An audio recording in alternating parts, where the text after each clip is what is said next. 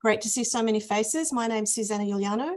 I'm coming to you from City of Vincent, which is one of the inner northern suburbs of Perth, and I'll be your moderator today. I'd like to start by acknowledging the traditional custodians and owners of the lands that we're meeting on across Australia. In Perth, the traditional custodians and owners are the Whadjuk Noongar people. And I'd like to pay my respects to elders past and present. Whadjuk are the people, Noongar is the culture, and in Noongar, welcome is Wanju and Kaya is hello. So Wanju, Kaya, everybody. Welcome to presenters across the country. We have Anna O'Connor from Bunbury, Danny Reid from Mount Gambier in South Australia, Derek Binns from Launceston, Kate Davies from Melbourne, and Kelly Mitchell and Yasmin Grenell from North Sydney. So today we're pretty tight for time. We've got 10 minutes each for the presenters. I'll ask everybody that's following on or listening in from around Australia to post their questions into the chat if they can, and the presenters will look back at the chat and try and answer the questions after they've given the presentations. If we have time at the end, we'll address some questions, but we might be a little pushed. So good, God willing, we'll get through in the 50 minutes or in the hour and then move on to the next session. So I would like to start by inviting Anna O'Connor, our first speaker, to present her presentation. I will share the screen and over to you, Anna. Thanks, Susanna. So my name's Anna O'Connor. I'm presenting from Bunbury in Western Australia. I'm fortunate to be enough to be on Wadandi Budja. So I would like to pay my respects to their elders, past, present and emerging. So my presentation today is going to be about the journey I took while studying the Western Australian local studies collections for the dissertation I wrote as part of my Master of Information Management at Curtin University. I finished that last year. So I'm fortunate enough to share my time between two roles at the City of Bunbury, one in corporate information, see our lovely archive boxes behind me, and one in the Bunbury Museum and Heritage Centre. So it's through the latter role that I've been able to engage with our local studies collection, which is managed through the museum rather than the library. Could I have the next slide, please, Susanna? Yep. I began working for the museum during the course of a career change, which I began to pursue by studying a Master of Information Management. When the time came to choose a topic for my dissertation, I knew immediately that I wanted to focus on local studies collections. I had heard fleeting mention of them, if any, during my coursework up to that point, so I was eager to contribute to the body of knowledge. I set out on a search of the literature to try and identify what gaps existed, and what I ended up finding was more gaps than literature. There were some quite robust texts on local studies collection management, but none published or updated in the last 20 years, and none of those from Australia. There were some conference proceedings from 2011 that were excellent, and they were the last significant scholarly publication on the topic in Australia. Careful searching could identify some more relevant literature published in the 21st century, but I had to cast the net wide and think quite creatively. Again and again, I found that definitions of local studies collections made mention of the complexity of their functions in communities. So they're often the only collection focused on the locality, and they acted as library, archive and museum, the final resting place of materials which had nowhere else to go.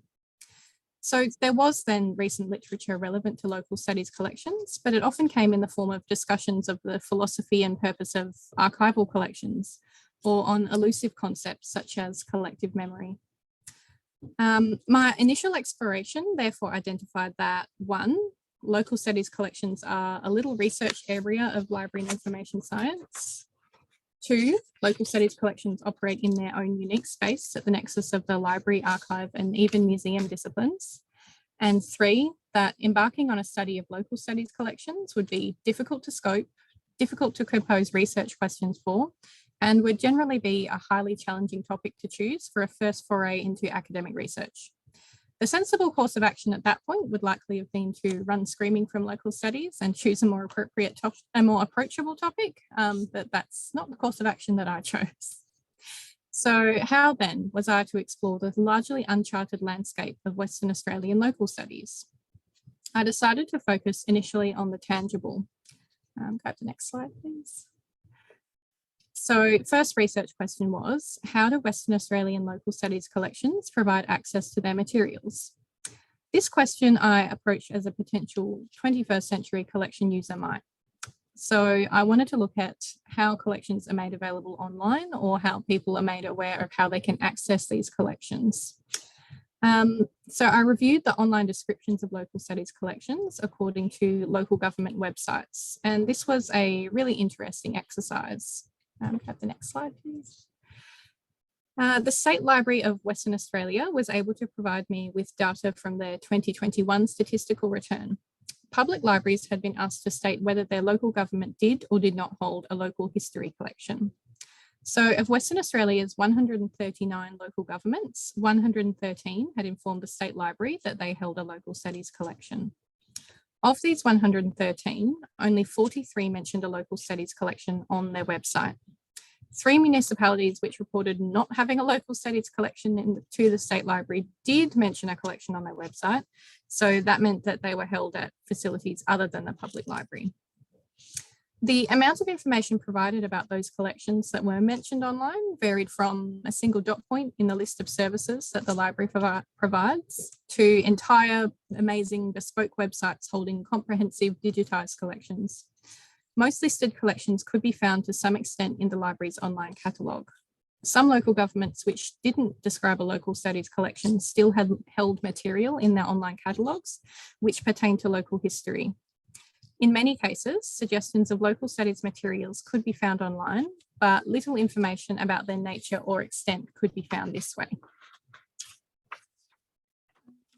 Next slide, please. Good. You're halfway through, Anna. Good job. Yep. Oh, good. So finding descriptions of the collections online was made more complex by the fact that different types of institutions manage them. While most were special collections at libraries, some were managed by dedicated local history centres, or as in Bunbury's case, by museums. The plot thickened further where some municipalities had local studies collections or materials listed on both museum and library websites or platforms. The more variables I examined, the more pronounced the variation between the collections became. Go to the next one, please. Collection identities differed further in the names used to describe them. So variations of local history collection were more commonly used than local studies collection, revealing perhaps a focus on historical rather than contemporary collecting. I found that quite interesting because most textbook definitions of local studies collections assert that their focus is not solely on history, but on all elements of the locality, including current events, scientific information, and so on. So it's interesting to see how many collections have really formally asserted their scope of focusing on history through their name. Some collections also use the word archive in their titles, and that further reinforces the interdisciplinary nature of these collections, and it differentiates them from other special library collections too. So the second part of my research aimed to capture something entirely less tangible, but equally fascinating to me. So that's the next slide for my next research question, which was, how do local studies collections contribute to the collective memory of communities? Collective memory was a difficult term to land on because it's got a lot of synonyms and it's used quite broadly. So I used it to mean the active process that people undertake to reconstruct the past through affiliation with a group, in this case meaning the local community. For this part of the research, I needed to gain a deeper insight into existing collections. I completed 4 case studies of regional local studies collections, and these included interviews with collection management staff. These conversations were incredibly valuable resources which conveyed the unique significance of local studies collections to communities. I asked each interviewee to define the purpose of their collection, and during the website analysis, I also collated any definitions found online. And then you can see the results on the next slide. I entered the results into a word cloud generating software to create the image you see here. Once again, we see the prevalence of the word history. We can also see the focus on community, on people, place, and heritage. Connecting people to a sense of place was a key theme identified by some of the interviewees. What the interviews really provided was a sense of the place that local studies collections hold in communities. They are sources of education and information which often cannot be found anywhere else. They're somewhere to turn when delving into the past. They're the sources of answers to questions asked by people whose journeys into histories lead them across borders and across oceans to isolated WA towns. At times, they can offer details which solve mysteries or help to heal wounds in family and individual stories.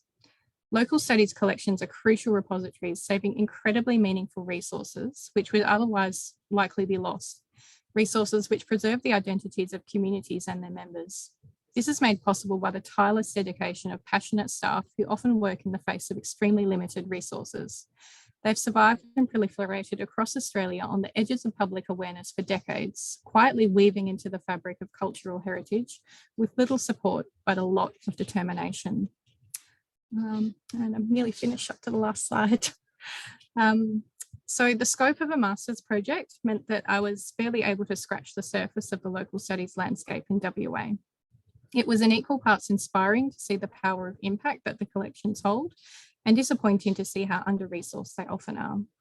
I can only hope that as Australian society continues to reflect on its past, these critical resources are given the credence and support that they deserve. Yeah, so that was really my research project in a nutshell. If you've got any questions, yeah, please feel free to contact me with the email address there or in the chat. Thank you, Anna. Now we're going to move right on to Danny Reid from Mount Gambier, talking about podcasting. And Anna, if you'd like to look at any of the questions in chat that have popped up and address them, that would be great. Okay, so Danny, are you ready? Let me share your slide. Okay, there we go. 1 second. Right, beginning. Right. Okay. All right. I think we've got your slide up. That's the correct slide. Yes, that's right. Fantastic. Okay. Excellent. Over to you, Danny. Thank you. Matakara, everyone. That means good morning in Bowen Dick, and I'm coming to you from Bowen Dick country here in South Australia. And this is Don't Overdo It, Telling Tales with a Library podcast. So back in 2021, ongoing COVID lockdowns and library closures forced us to reassess the way that we would connect with our community during and later in a post-COVID world. How would we maintain relationships when our patrons can't physically visit us? And how do we entice the community to come back and re-engage when the doors reopen? And is there an opportunity to create potential new relationships with those beyond the reach of our services? It was my fellow adult programming colleague, Ricky Koopman, who was the one that first pitched the podcast idea. We can talk about all the great programs we offer, he said. We can interview the authors that visit us, he said. And we can talk about our favourite local history stories. Bingo, count me in. But what does a podcast do exactly? Let's move on to the next slide. Well, we all know firsthand that not everyone gets excited by dusty old books and photographs of grumpy-looking old men in top hats and beards, no matter how majestic those top hats and beards might be. Maybe, we thought, a podcast could provide a modern, accessible, shiny carrot to dangle in front of our community and lure them into a love of history. This podcast extends our collection. It provides efficiency of access to our resources and connects our community and the community to each other. And it also provides a flexible new resource that's being used in schools and aged care facilities with community groups, tourists, and even just the individual passerby. But what it doesn't do, surprisingly, is actually take a huge amount of time to create each episode. The project brief was clear that we were simply value adding to the work that we were already doing. So, what have we got to work with? Let's move on to the next slide. The Mount Gambier Library is home to the Les Hill Historical Collection. Now, the late Les Hill was a newsagent turned historian and author, and he published many books during his lifetime, some of which become almost Bibles of local history information. However, the most popular and comprehensive of Les's work was published back in 1972 and has never had an update from Les in his lifetime or anyone else ever since. So Don't Overdo It helps to extend Les's work by filling in this 50-year gap. It provides new and updated research, new contexts, new opinions, and a new understanding of our most treasured local history stories. So let's share some of the work that we've been doing. Episode 24 is The Day the Sky Caught Fire. It's the 40th anniversary of the Ash Wednesday fires. Let's have a listen.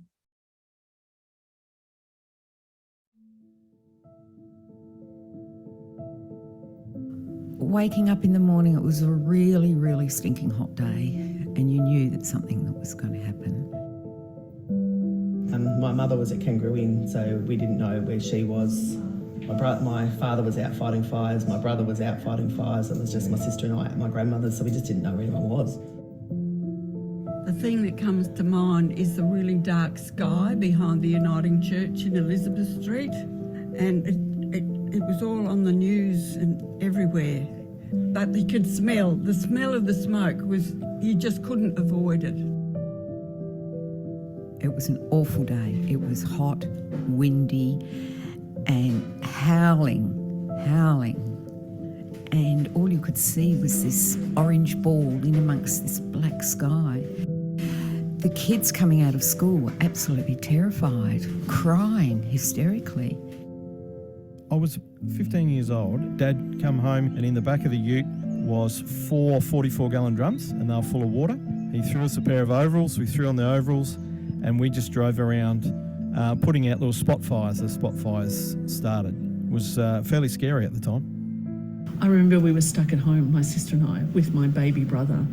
We were home alone. We couldn't ring out. The phones were jammed, I suppose.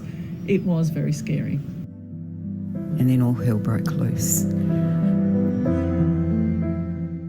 This was a tough episode from an emotional level, but one that came together in a single afternoon. Such was the collective unifying impact of the disaster. I simply walked a lap around the library and tapped anyone on the shoulder that I thought looked over about the age of about 40 and asked, where were you on Ash Wednesday? It's like what Megan from Shoalhaven was saying yesterday in her talk about using that existing energy and focus of a community. And that's what we did, and that's where our success came from. Revisiting the disaster for the podcast enabled us to fill in many historical gaps as well, inaccuracies, and also address the underreporting of the magnitude of the disaster in this area and provide a voice locally for the first time to those who were only teenagers and young children in 1983. Let's listen to something that's a bit more cheery than that. This is episode 18. This is the day the Queen came to town. Let's have a listen. You're 4 minutes in, Danny. I was actually in hospital as a patient, and when the Queen came, they wheeled our beds out in front of the main entrance to that old hospital. So I was there in the bed, and we must have had flags or something, and the Queen and the Duke came up that driveway in the car, and he leans out of the side and says, hello, to me, and I just about died. Well, before she come past, I said, I'm a Republican, I'm not. And the authorities didn't like that, and they were watching me. That is fact. In 2016, we were working on an entirely different project called the Immersive Storytelling Project, which involved creating oral history recordings of significant Mount Gambier places and events. And with those recordings and some video footage, we created immersive 360-degree films, which we could be viewed on VR headsets. Great project. We still offer it today.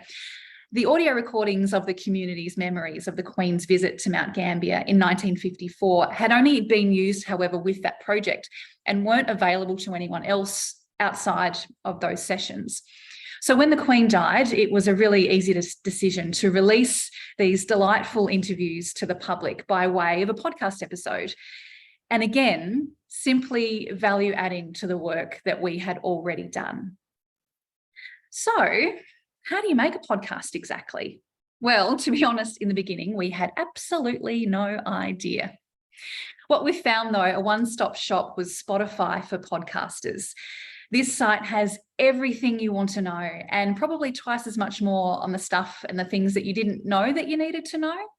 You'll find advice on equipment and editing, interview techniques, trends, and marketing. And if you don't already, just start listening to lots of podcasts. And I mean, really listen. What do you like? What don't you like? And you can use those answers to shape your product. And then just have a crack, honestly. Sit down and record something. Our community love hearing our voices, the voices of their precious library staff. And all of our staff here have had a cameo or two. And they may groan initially when you are pestering them to, please, can you say something for the podcast? But I know that they secretly all love it. And you don't have to share these early recordings with anyone, but it's a great learning tool. And once you get over the fact that your voice really actually does sound like that, the practice will make tremendous progress.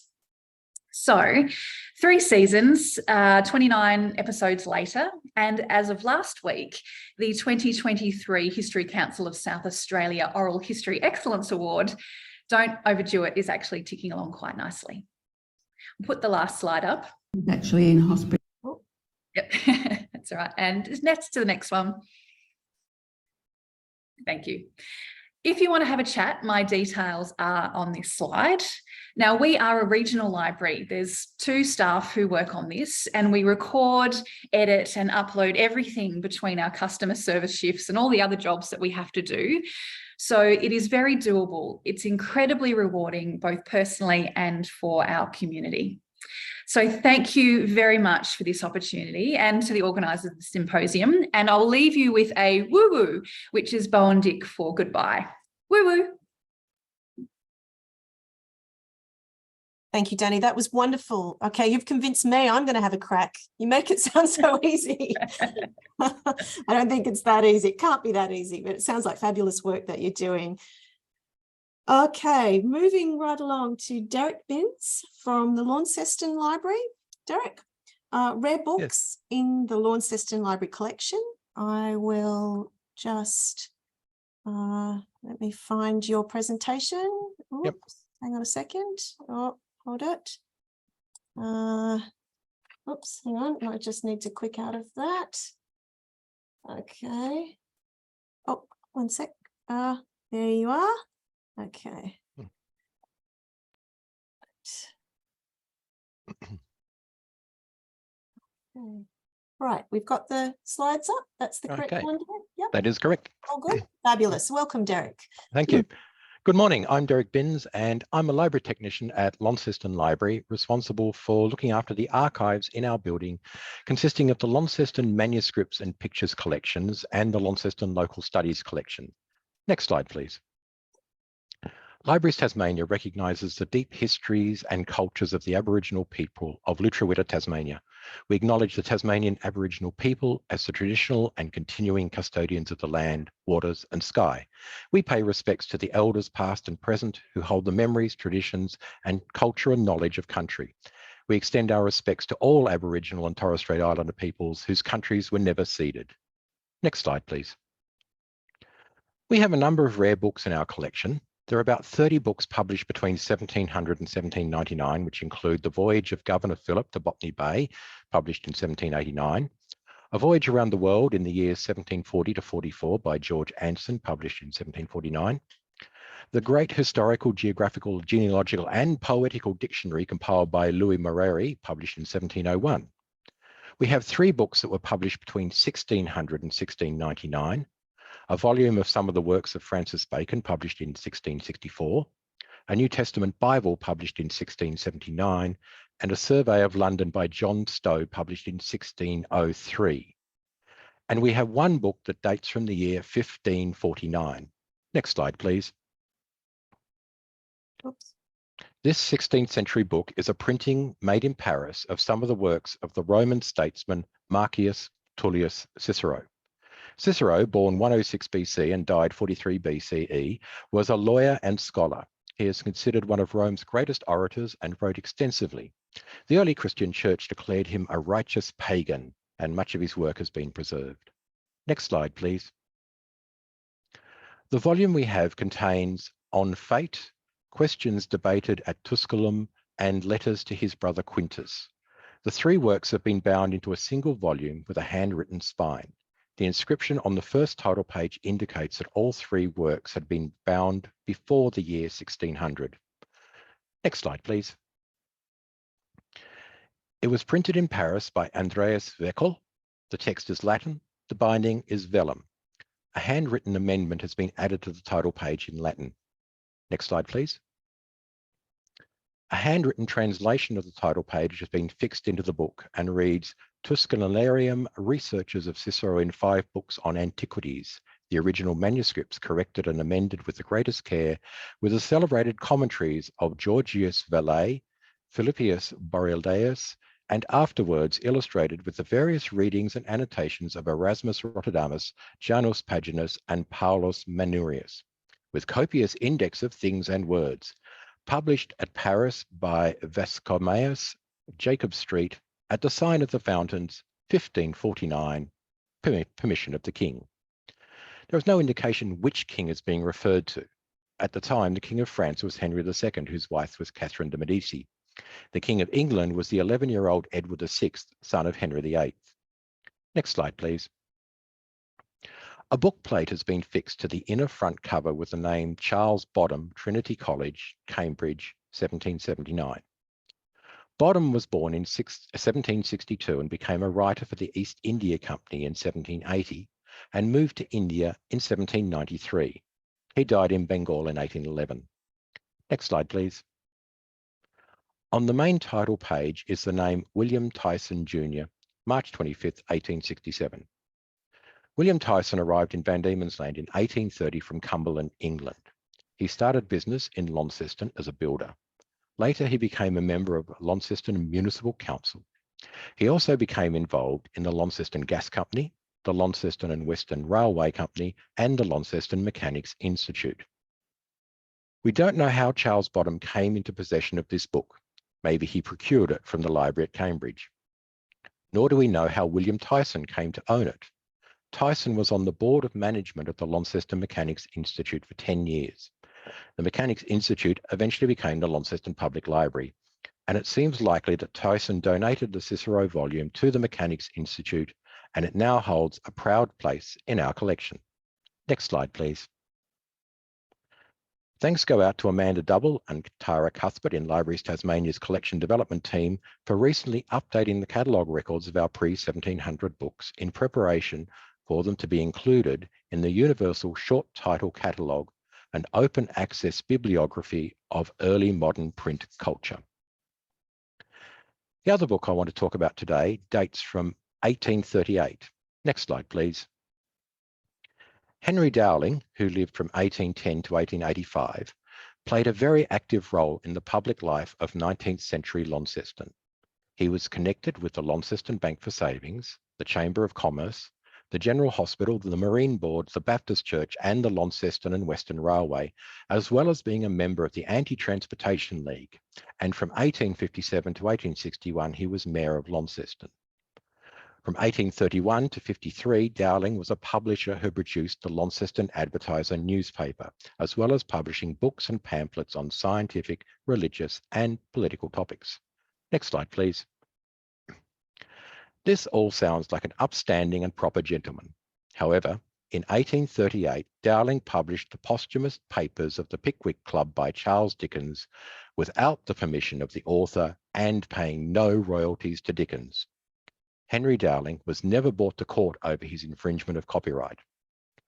Dowling published the Pickwick Papers in a series of 25 pamphlets, each priced at 1 shilling. He used his own newspaper, the Launceston Advertiser, to shamefully advertise sales. Next slide, please. On the 28th of June, 1838, an ad appeared in the Launceston Advertiser stating, "That popular work, the Pickwick Papers, is republishing, verbatim from the original." The irony of this statement could not have been lost on Dowling. The ad goes on to say, "This work is the most extensive that has yet been attempted by the press of these colonies, and will be executed in a style not inferior to an English publication. No expense has been spared to produce the work in a style creditable to these infant countries." Once a series of pamphlets had been published, Dowling then released a hardcover edition of his pirated Pickwick Papers. Next slide, please. In the Launceston Advertiser of 27 June 1839, there is an ad notifying people that the bound volume had just been published. The Van Diemen's Land edition of the Pickwick Papers, beautifully illustrated in a series of lithographic drawings from the original etchings of the London edition. Next slide, please. One of the original illustrators of Dickens' edition was called Phiz. Henry Dowling employed an artist to copy the illustrations who called himself Tiz. The original Phiz art is on the left and the Tiz copy is on the right. Launceston Library is one of the few libraries in Australia to have both a complete set of Dowling's pamphlets and the hardback edition. We also hold original editions of 16 various titles published by Dowling, taken as a whole. This body of work produced under Dowling's imprint provides a fascinating insight into the colonial life and thought during the mid-19th century. Next slide, please. The pirated Pickwick Papers came to the Launceston Library from the collection of Archibald Lawrence Meston, headmaster of the Launceston High School from 1932 to 38, and then education officer for high schools. After his death in 1951, the Meston Memorial Library Fund was opened on the 27th of March 1953 with the idea of raising £500 to buy Mr. Meston's collection of 407 Australiana books. By April 1954, a sum of £276 had been collected from the community. The Launceston City Council provided the remainder of the money. Each book bears a distinctive grey and red Meston collection bookplate. This collection is particularly useful for people researching anthropology and archaeology in the Oceanic region. Thank you.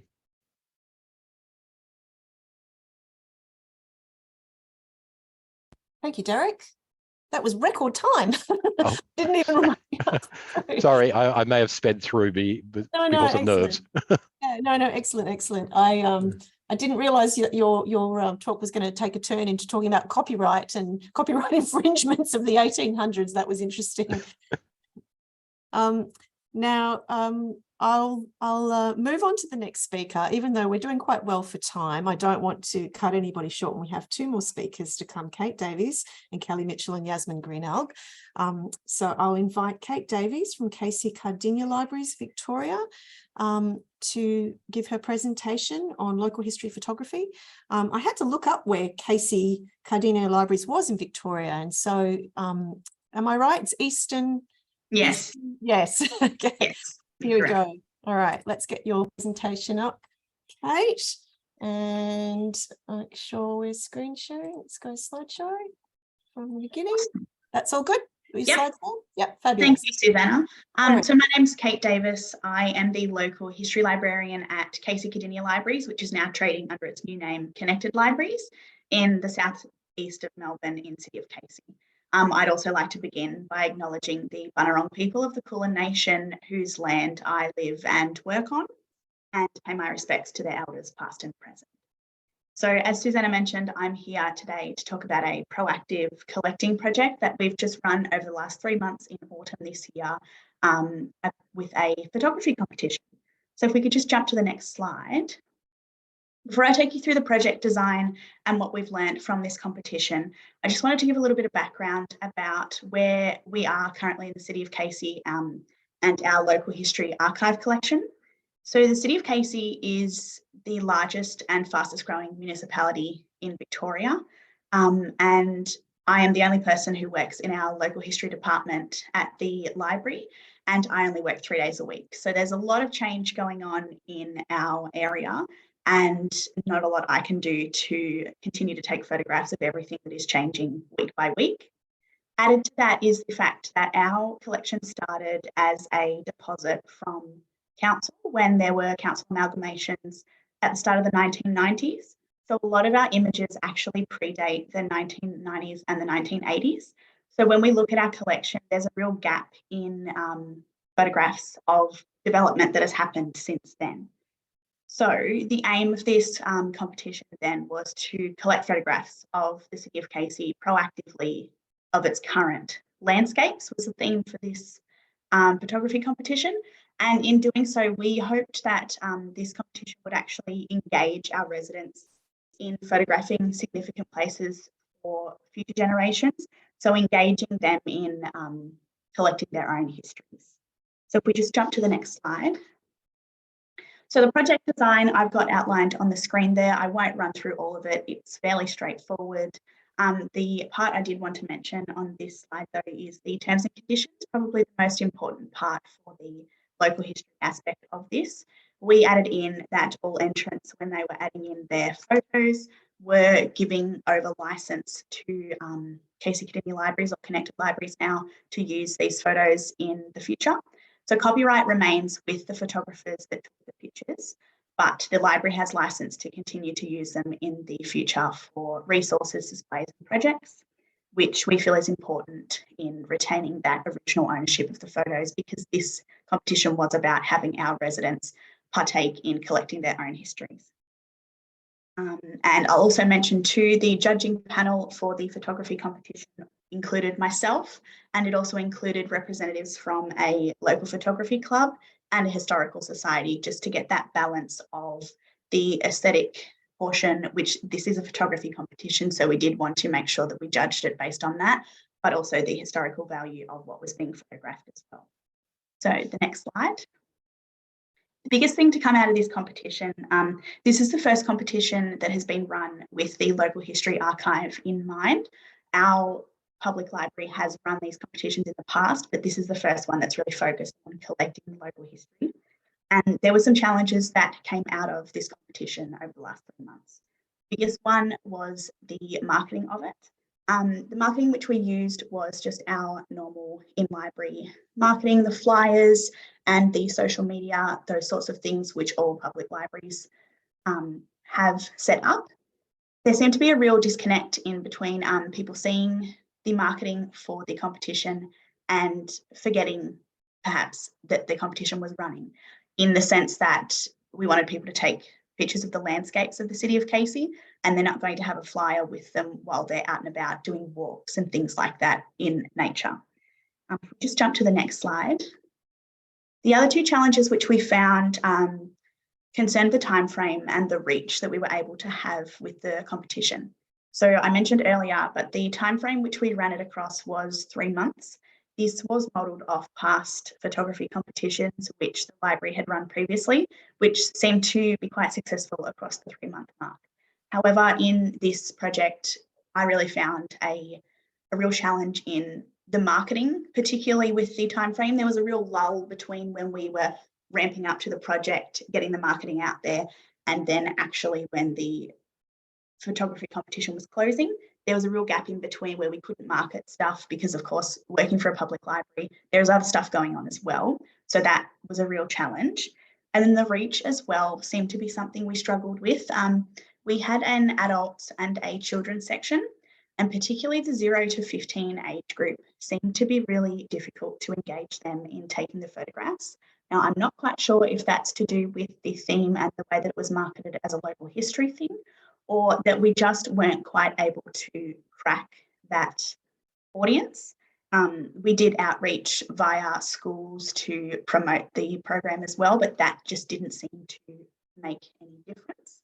So if we go to the next slide, there have been some, I suppose you could say, realisations that have come out of this, and that when we run this photography competition in the future, we will adopt. We will be running it again in the future, because even though we didn't get quite as many entries as we would have liked, the entries which we did get, which you can see on the screens here, are quite fantastic, and they do capture beautiful shots of the landscape of the city of Casey. The biggest thing that came out of it, I mean, I mentioned the time frame before, we will be running with a shorter time frame. I believe if we can run it across 4 weeks, that will give us a real strong platform to be able to push the marketing strong for 4 weeks, continuously get it out there week after week, and then wrap it up. Most of our entries actually came in the last 2 weeks. So I don't think having a shorter time frame in a month is going to actually impact how many entries we get, because it seemed we got quite a few when the project was actually wrapping up anyway. And if we just jump to the next slide as well, Susanna. The other ones concern the theme and the marketing. So I mentioned the theme before as maybe being something that might have kept a lot of the 0 to 15 audience from engaging with it. We also found that we got a lot of photos of the same landscapes and places. Now that, of course, is not a problem in and of itself, because that reflects that the community feels these places are important. They feel that they should be protected and recorded for future. But we will be including something on the uniqueness of the photos in the future as well, because we want to make sure that we get a real cross-section, a real representative view of the places that are significant to everybody in the city of Casey. We have a really diverse community, so we want to make sure that the uniqueness is something that people know will be judged upon in the judging of the photographs as well. And whilst I mentioned the shorter time frame would probably help with the marketing as well, we're also going to be looking into more strategic marketing.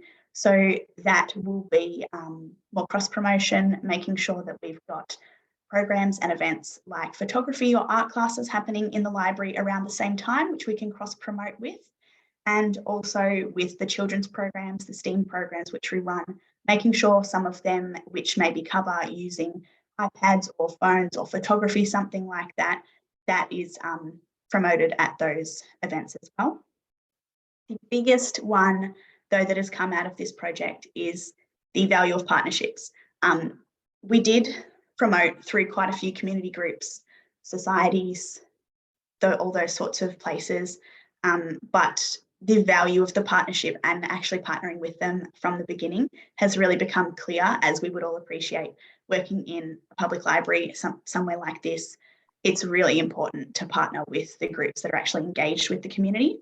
So in the future, we will be partnering with quite a few of our community groups strategically on this project when we run it again, because it's their members that are out there doing things in the community. It's their members that are engaged and talking to people. So for example, one theme we've discussed having in the future is a theme about the buildings, the historic buildings in the city of Casey. There are quite a few historical societies in the area that actually run walking tours. So that will be a place where we'll look to cross-promote if we're running the building scene, because of course, while these people are taking our residents on walking tours and things like that, they're walking past heritage buildings. That's a good place to promote it so that people can take those images while they're out and about. And another part of the partnerships which we are going to focus on in the future is we have a partnership with the local council here, which have shared art spaces. Some of these images will be used later on in the year in displays there to display the local history. That wasn't part of the marketing of the program, but it will be in the future. We think getting the idea across to people that their photos will be on display for their community might get the up and coming or the budding photographers putting their images in as well. So despite the challenges and these realizations that we had, I consider this competition to have been really successful at engaging our community in proactive collection of their own history. We managed to mobilise, well, we got 30 entries in total, which, as I mentioned, we would have liked more, but the photos which we got are absolutely amazing. I can tell you all now that the first and second photos in the adult section are actually on the screen now. The railway won the first prize and the Avenue of Honour won the second one. So you can see from that the value which has come through the photographs that we did get is incredible, and all of them will be a real asset to the archive and to recording our community's history in the future. And ultimately, the things that we've learned through this project will help us to continue to proactively engage our residents in collecting their own histories. Thank you. Thank you, Kate. Some great stuff to think about there. We run a local history awards annually in our City of Vincent, and what you're saying about partnerships is absolutely key. But perhaps one thing that's worked for us with that very hard to crack youth kind of demographic is one of our partnerships is sponsorships. And so we seek support from local businesses for sponsorship to up the prize money. And that seems to have had an impact in encouraging younger people to participate. So just a thought. Okay, thank you. Now we are moving on to we're doing great for time. We're moving on to our last two speakers, Kelly Mitchell and Yasmin Grenell from Stanton Library, North Sydney Council, who will be talking to us about mapping queer North Sydney. I will just get the presentation up. Oops, let's find it. There we go. Right. Now, right. Beginning. Right, how are we going? Correct slide? All good? Yep. Okay, welcome Yasmin and Kelly. Over to you. Thank you very much. So yes, hello all. Hope you can see me okay. My name is Yasmin and with me is Kelly. You'll see her in a moment. We're here from Stanton Library in North Sydney Council to talk about our project Mapping Queer North Sydney. We'd like to start with by acknowledging that the land that Stanton Library is on is Cammeraygal land. And the project that we're talking about today is a place-specific project on that land. We pay our respects to all First Nations people here today and to those watching the recording later, and deep respect also to your resilience, creativity and strength under continuing colonisation. Next slide, please. We're going to just cover a few points quickly today. I'm going to start with how this project came about, but firstly, happy Pride. It's Pride Month right now. And especially hello to all the fellow queers here today. But before Pride Month, we had, in February and March, we have the Sydney Mardi Gras, and this year was particularly epic because it was Sydney World Pride. So last year, as Sydney World Pride loomed on the horizon, like this magnificent glittering beast that we knew it was arriving soon, we're brainstorming ideas of events and programs that the library and indeed council could provide. So next slide. One of my favourite sites, pretty much to just tootle around in on the internet, is Queering the Map. Queering the Map is a worldwide online map that allows anyone to anonymously add a submission. It collects queer experiences and shows that queers exist in all spaces around the globe. It includes heartbreaking moments, stories of queer joy, sometimes the silly stuff. I thought to check what pins had been dropped on North Sydney, and seeing that there were some amazing stories around us, I started to think about how we could collect these sort of stories for the library collection somehow. There's a little one listed there on the slide for you to read. I checked our local history collection, couldn't find anything that was particularly queer. We did find some stuff, Kelly will go into that. So I pitched this idea of a mapping project, crowdsourcing local stories as a way of adding to our local history collection. As doing some research for this, we found a few other projects. So Small Town Queer, there's a tiny little pictured there. That's a project at the Tweed Regional Museum. Hi, if anyone from up there is on today. Fantastic work. Includes a story map and those beautiful, gorgeous rainbow heart pins on the map, as well as interviews, podcasts, a drag tour that queers the collection in the Murwillumbah Museum. There was Memories of Your Street, or Mossman Memories. It's not a queer project, but this is our neighbouring council. And it was really great to see how the local community might respond to this story mapping idea. And then, of course, History Pin, which I imagine most of you all know everything about. Worldwide mapping space for anyone to share photos and stories of their local communities. This site was one that we looked at, but we thought was probably more useful for us to put a curated collection there later of what we found. If we directed people there, we wouldn't be able to necessarily track or store those things for our collection. And I'm going to throw to Kelly, who's going to tell you more about that now with the next slide. Thank you, Yasmin, and good morning, everyone. Yasmin, you might need to mute yourself, perhaps for it to flick over to me. Thank you. So researching queer history in local studies collections such as Stanton's can be a challenge. The library holds the works of some LGBTIQA+ writers and artists already, such as this beautiful acrylic work, Lunaland by Kylie Hoy. But the lived experiences of local queer people are much harder to find. So we decided to help fill those gaps in the historic record by actively seeking stories from the queer community told in their own voice. Next slide, please. And Mapping Queer North Sydney is the result. So it's an interactive online map project to collect queer stories in the North Sydney area. LGBTIQA+ people and allies are invited to drop a marker pin to share a memory, story, life event or feeling, whether historical or current. Our aim was not only that queer people would feel heard by sharing their stories with us, but also that they could feel connected by reading stories which resonate with their own. We want to ensure that queer voices are amongst those documenting the history of our time and place, so that members of the LGBTIQA+ community will find themselves reflected in our collections from now on. Next slide, please. And our chosen platform, so this is the backend that you can see here, was Engagement HQ, an interactive online map already used by North Sydney Council to engage with the community. We recognise the potential to use this existing software in a new way for place-based storytelling and contemporary collecting. Thinking briefly about the pros and cons of Engagement HQ compared to other platforms or online mapping projects that Yasmin already mentioned. The pros, so as I said, it's existing council software, so that meant that we already had integrated functionality with our website, as well as ongoing IT support, both internally and from the service provider Bang the Table.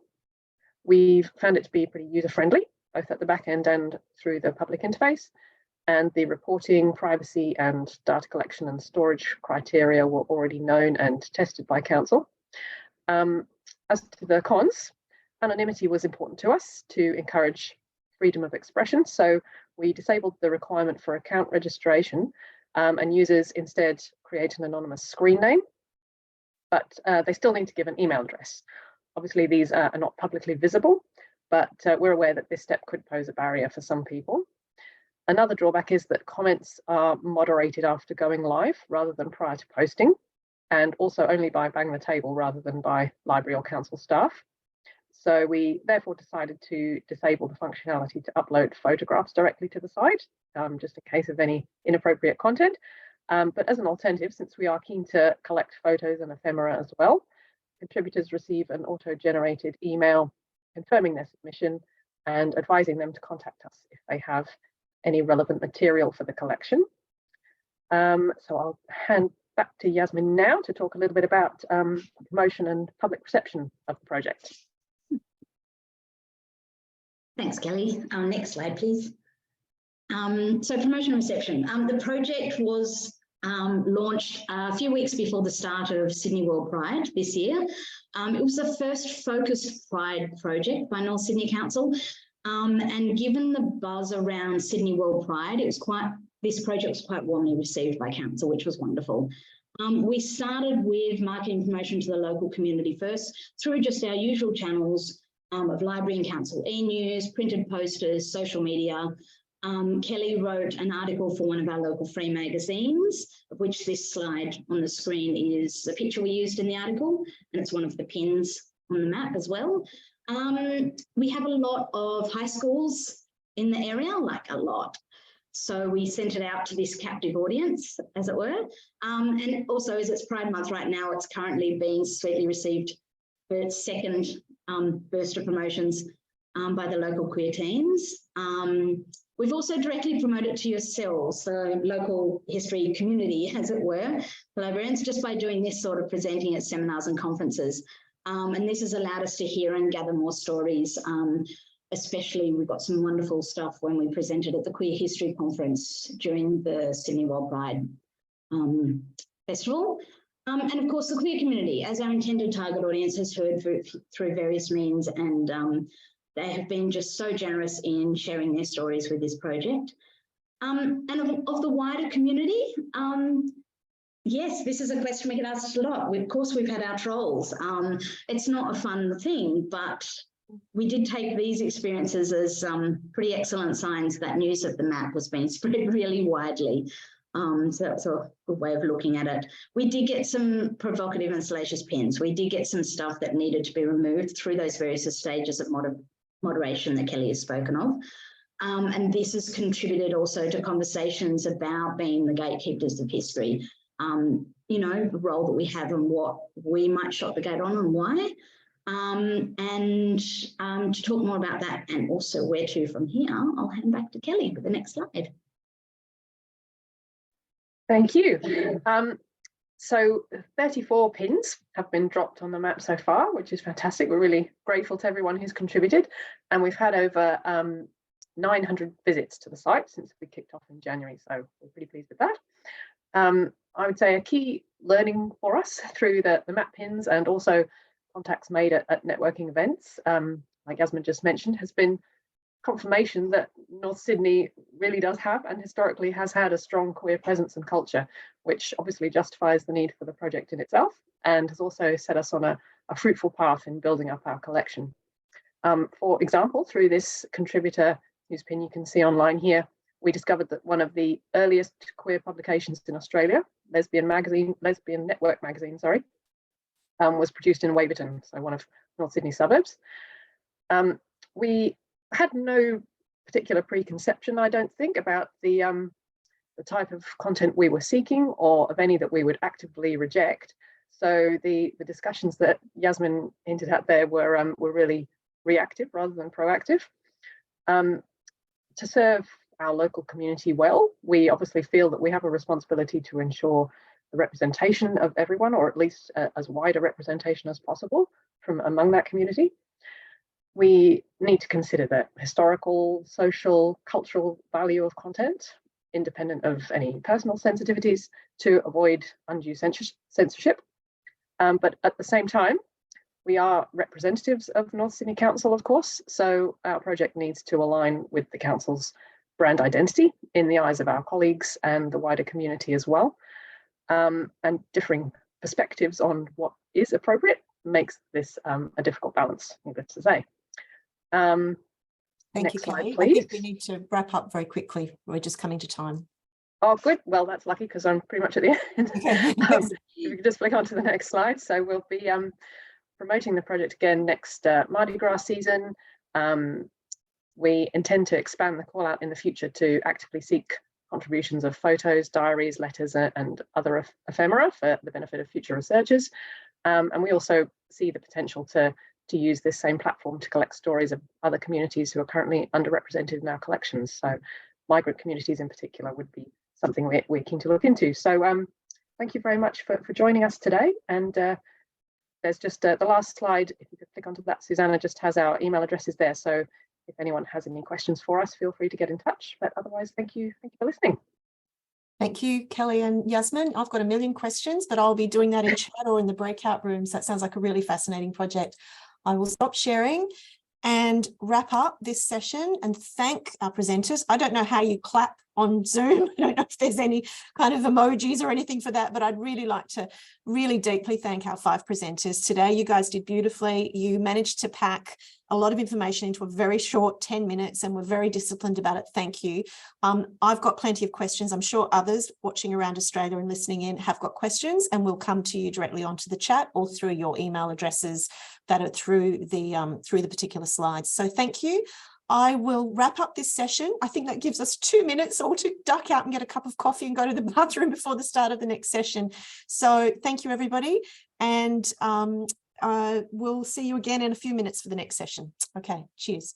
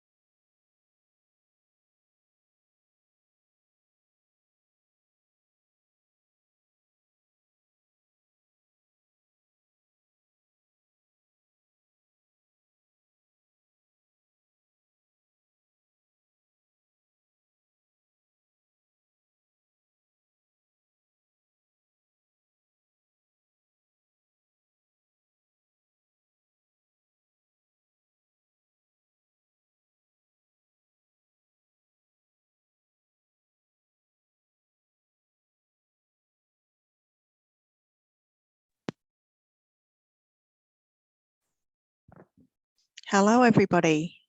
I think most people should be back and we'll start on the next session. My name is Jo Cooper. I'm the project manager at Public Library Services, which is a division of the State Library of South Australia.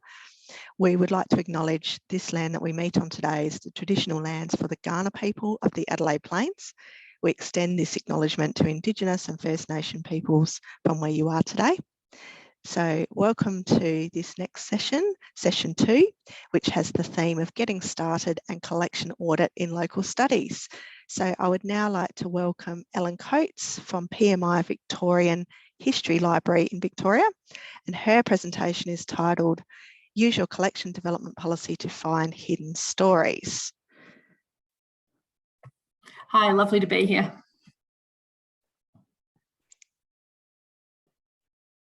All right. Over to you, Ellen. Beautiful, thank you. I wanted to start with just a very short introduction to me. So yeah, my name's Ellen. I'm the collections librarian here at the PMI Victorian History Library. We're based in Prahran in Melbourne. And today I'm just going to be talking a little bit about a quick look at what the PMI is and what our collection is, because a lot of people haven't heard of us, which is totally understandable. And I'll also be looking at our collection policy, which we've newly instituted at the start of this year, and how we've used it to specifically highlight minority voices. Could I have the next slide, please? Thanks. I want to start by acknowledging the Wurundjeri Woiwurrung people of the Kulin Nation, who are the traditional owners of the land on which the PMI stands. I offer my respects to the elders past and present, and I recognise and respect the cultural heritage of this land, and I acknowledge the First Nations traditions of knowledge keeping and knowledge management, which is an inspiration to us all. Next slide. All right, so the PMI's collection, very briefly, I want to say just a little bit about the PMI. So we're a mechanics institute. So mechanics institutes were 19th century concepts of education for blue collar workers, essentially. So there are 8 that still have lending libraries in Victoria, and we're one of them. We're the second oldest library in Victoria. We've been around since 1854, so 170 next year. We specialise in Victorian history, so we collect all aspects of Victorian history, interstate materials, Victorian content and influence, and national materials, Victorian content and influence. And we work quite hard to actively collect minority voices. We have more than 40,000 items on site, everything from books to ephemera to periodicals to zines. We've got quite a big electronic collection as well. It's fairly varied. And yeah, we have a new collection policy that came into effect in January 2023. So yeah, basically this new collection policy was put together to codify kind of what we were already doing, but one of the key things was to highlight minority voices. So next slide. All right, so this is just the front page of our collection policy. Just a little bit of background. When I started at the PMI, our collection policy was 1 page and had very little detail apart from sort of an overall collection statement. This meant there was little consistency in collecting, and it was very much up to the discretion of individual staff, which did mean that if someone had a personal interest in something, that tended to be more of that material in the collection, which can become problematic when you're trying to plan in the long term. So we wrote our first collection policy in 2018, and we're getting our carpet fixed actually. I hadn't been in the job for just on 18 months, so I'd never written a collection policy before, so there were definitely things that I missed. But we did manage to tie it down from just a 1-page document to a much more detailed collection policy. And part of that was we are very much a thematic collection, so we really do we'll collect Victorian stuff. So we narrowed down the themes of what we collect. So our collection policy is very much based around themes, and you can see the themes on the screen at the moment. I also wanted to add that while I did write this policy, it was not a solo effort by any stretch of the imagination. Our board and other staff were actually really involved too. I began working on the new collection policy in lockdown. It seemed like a good lockdown activity, something to really get my teeth into when I was working from home. And I've included a lot more structure in the new policy. And again, reorganise the key thematic areas that we collected in a little bit, and just tied everything down a bit more specifically. But one of the big things we worked on, or one of the big changes I worked on, was a specifically including the focus on minority voices. So it's something we've been doing anyway, but I wanted to actually be in the policy. So if you go to the next slide. All right, so we've always collected minority voices. It's always been part of what we do, but I wanted to structure the new policy to ensure that they were actively included, to make sure that they were actively searched for. I wanted it to make sure that it survived beyond me being here, because we don't want the direction of a collection to be tied to an individual staff member. And I'm sure a lot of you find this as well, that local studies librarians often end up being sort of only one or two people that are really working in a collection. So they're doing all these interesting and exciting things, but if it's not codified in your collection policy, then it won't survive beyond you being at the organisation. So having this sort of stuff actually written into the collection policy means that not only can we proactively collect, rather than just reactively collect, which was discussed yesterday, it also means that you can shape the collection policy into the future. Oh yeah, thanks Liz for putting it up. Yeah, so feel free to have a look through it whenever you'd like. So our starting point for actually putting this in writing was identifying the key areas where we knew we were missing bits. And to make sure those were actually in the policy so that they are actively looked for. Yeah, so the ones that we've done are actually on the screen at the moment. And this culminated into a minority voice clause. So if you wouldn't mind going to the next slide. I wouldn't normally put this much text on the screen, but it's one of those ones where basically what I've got up there will summarise what I'm talking about better than any summary I could come up with.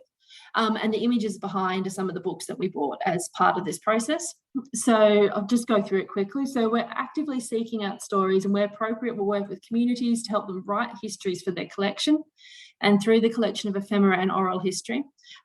We recognise that marginalised groups have own ways of telling their different stories, so emphasising own voice narratives, especially in the fiction collection. This is something we've been working on quite closely. And we include collections in languages other than English. We've only got a handful of these, but that's something I'm definitely working on trying to get more of. This is the second part, is the really key bit. So the spotlight on minority voices supersedes the strict parameters of this policy. The thematic acquisition policy can be stretched if it allows a minority voice to be included that would not be otherwise. For example, a picture book that would be collected if it held information about a minority group that was not available in any other format, or an item that contained more interstate material than is allowed in the collection policy would be kept. This was really important because it means it gives you gives me, who was managing the collection, the latitude to take in things that might not otherwise have been collected, to make sure that you get the voices that makes up a multifaceted picture of Victorians' history. I'm an historian by training originally, before I got into library land. So that's sort of the mindset I brought to this, was you want as many voices so the small voices don't get lost in the broad narrative of history. And the idea, like a really good example for this one is actually Go Tell It to the Mountain by Bruce Bucciani, because normally that wouldn't seem to have much Victorian history, but because he was telling a story of people, of an experience of people that quite possibly ended up in Victoria, then that means that we collected that book because it meant that that particular story could be included, and it would be very hard to get in any other way. This is particularly also true with, as I said, picture storybooks, which we don't normally collect, but if there's no other method of getting the story that they're telling us, then we'll take those too. Can I have a new slide, please? All right, so what does this mean practically? This is going to be very different for everybody else. But because we don't work in a council, so that gives us a bit more freedom, also a bit less support, so it kind of works both ways. But what does this mean practically? For us, this looks like speaking to groups, finding niche suppliers, and collecting in more formats, including fiction, graphic novels, poetry, and zines. The photo of me, this is a photo of me with all our queer books for Ida Hobbit Day this year. So when I started, we had 0 queer books. So yeah, this is our collection at the moment. I was slightly too pleased with myself. And I'm also standing there holding it for structural support because it wouldn't stay up otherwise. Can I have the next slide, please? All right, so starting with speaking out, reaching out to specific groups, I want to talk about this as a little bit of a case study, because one of the ones that was really key for us was non-Christian religion groups. So we have hundreds of histories of churches and other Christian religion organisations, essentially, because they keep writing histories about themselves. So we identified this as a gap. I started by using the collection policy to reach out to different peak bodies. So like the broader organisations that tell these stories, or that of different religious groups, so like the Islamic Association of Victoria, that kind of thing. And from them, we reached out to, got contact information for individual groups. A lot didn't reply, some did. We've had a real variety of outcomes in this one. So we've received some books. So the photo you can see in the middle is a history of Melbourne Buddhist temple. The one on the left is a history of Ethiopians in Victoria. That is written in Amharic. That was quite interesting to catalogue. We also have got quite a few basic histories of mosques, as well as some much nicer, well, not much nicer, but professionally published ones. But I've also had a few mosques who have just written a bit of their history and put some photos in and sent it as a Word document. And that's still a really important voice to be in the collection.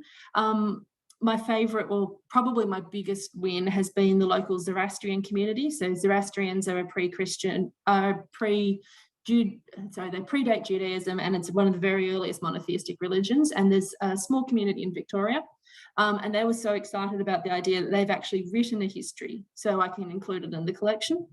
You can see some of the extra books on the right that they've given me from some of their conferences, but they've actually put together a history of their involvement in Victoria. So they've got their family, all the local families, to write some of their biographies. And we should have that on a very, very small print run. I'm printing literally 20 copies. I'm keeping 2 and giving the rest to the Zoroastrian Association. Should have that fairly soon. So next slide, please. Finding niche suppliers. This is going to depend very much on how you obtain your collection material. As I said, we're totally independent. We don't have a council library or any council structure we have to work around, which works in our favour a lot of the time because, well, we can't afford a library supplier. So I am the acquisitions department. Everything we get in, I buy, basically. So this gives us greater flexibility, but as I said, less support. For us, niche suppliers are particularly bookshops that are already working in the thematic areas that you're interested in. For Melbourne, it's Hares and Hyenas, who's one of the queer bookshops, and Amplify, who do BIPOC material. They're both online as well. I'm sure you're already all aware of your shops in your areas. And basically the idea is, why reinvent the wheel? If they already have all these networks, then tap into them. I also work quite closely with a couple of local bookshops. For me, that's Avenue, and again, I'm sure you have some of your ones. And the other thing that I find really important is just to think slightly outside the box and turn up for book fairs and that kind of thing that might not always seem 100% relevant. For me, like, I go to the Melbourne Art Book Fair most years, and you can see some of my collection from behind, and I always find really small books. Like, I've got, I think, 8 zines last year on the Werribee treatment plant and the artistic interpretation of it. That's all the ones on the right of the photo. And just, yeah, that kind of really little stuff, then you can get that in your collection. You can help build a bigger story. And next slide, please. Finally, so my last thing was, think about formats. So we obviously collect books and periodicals, but we've also got zines. So you can see some of my haul from the zine fair in the top right. And my favourite one at the moment is ephemera. So the pile on the table, that's the main photo on this slide, is actually my haul from when I went to the Wimmera for a week last year. I raided every tourist information office, every small organisation that had something. This is like the really small local stuff that seems irrelevant now, but in 20 years, no one else is going to have it, and it's going to be absolutely invaluable. And all these formats are things I discuss in the collection policy. So I make sure that all these specific odd ideas are actually included so that they last beyond me. So we've also expanded out to graphic novels, comics, plays, poetry, audio and video. I'm working on trying to work out how on earth you collect this stuff that is being streamed and not sold on DVDs. If anyone has an answer to that, I'd love to know what it is, because no one can give me a straight answer.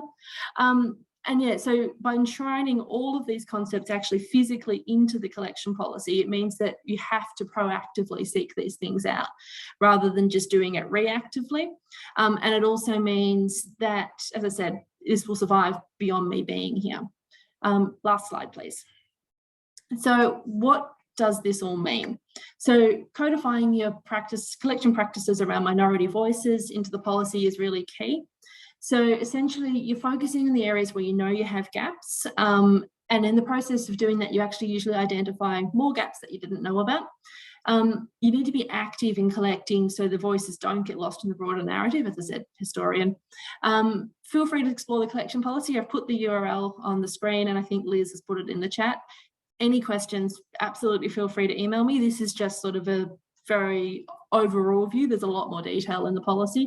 So you can email me at ellen@pmi.net.au, and you can also find me on most social media as @bibliol if anyone wants to reach out that way. That's it. Thank you. Thank you so much, Ellen. Really interesting description of your library.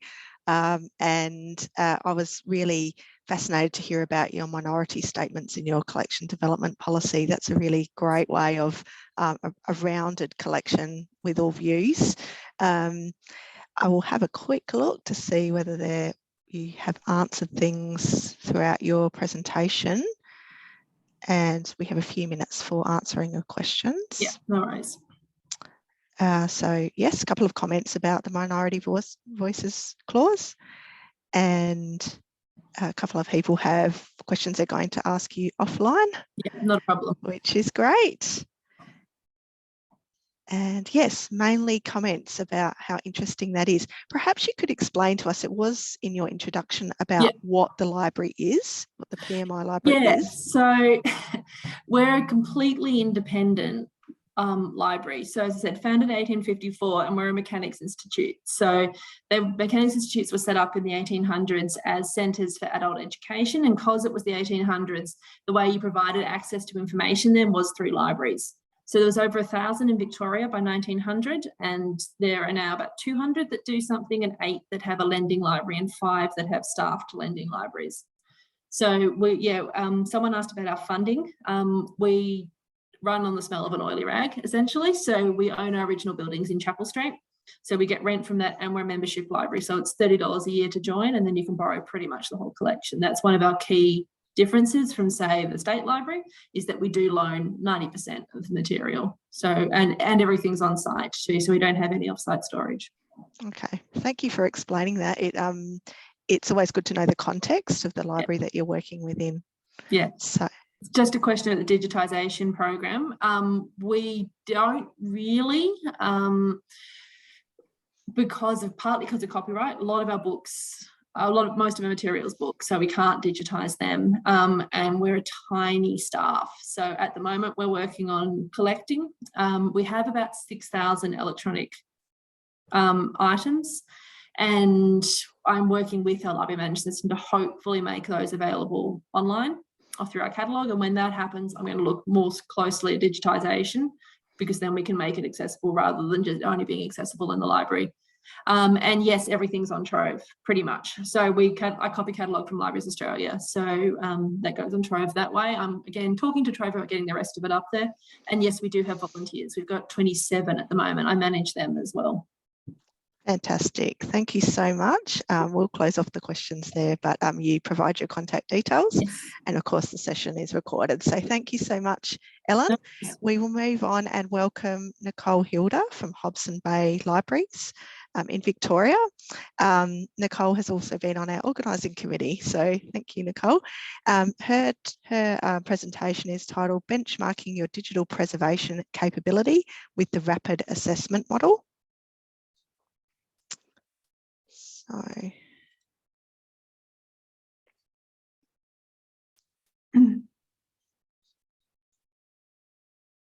okay, All right, well, hi everyone. My name's Nicole, and I just wanted to say I really enjoyed Ellen's talk. That was really fascinating. I am going to talk about the Digital Preservation Coalition's Rapid Assessment Model, which is a tool to help look after your digital collections, digital assets, so photos, audio, video. I recently completed it and I thought it might be interesting to share the experience with you. So I'm just going to go through what it is and why I think it's useful for people in our roles in libraries, and hopefully encourage everyone's curiosity to give it a go. My next slide is acknowledgement of country. So I would like to pay respect to the traditional owners of the Bunurong and Bunurong of the Kulin Nation. Much respect to elders past and present. As this talk is on long-term preservation, it does have like a deep resonance for me that our traditional owners are the storytellers and the record keepers of the world's longest continuous living culture. So I think it's about 80,000 years, which is really incredible. In my role, I sometimes find it hard to find out about things that happened 3 years ago. So that's, yeah, we're very privileged. So the next slide, I'm just going to quickly kick off by dispelling a fairly common misconception, which is that digitizing means we're preserving.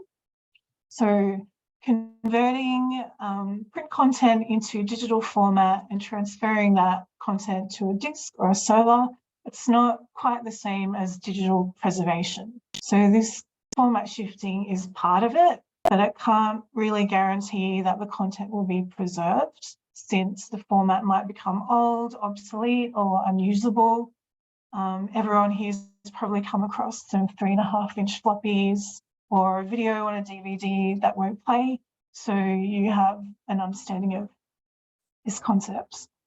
So on the next slide, I've just got a quick definition of what I mean by digital preservation.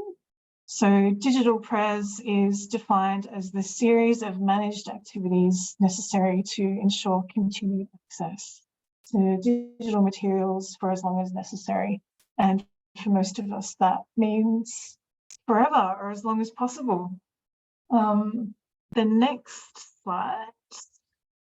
Okay, so a lot of us are muddling along, just trying to incorporate digital preservation amongst a vast array of other activities. And this can be a really intimidating area, and it can be difficult to know where to start.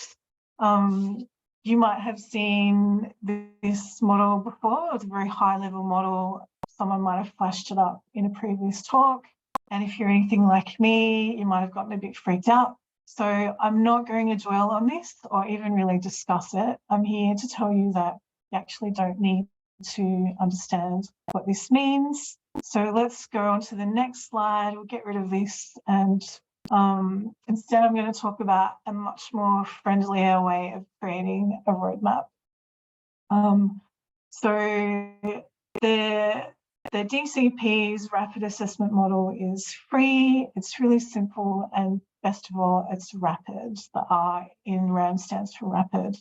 So it's a tool for assessing your library's maturity within digital preservation.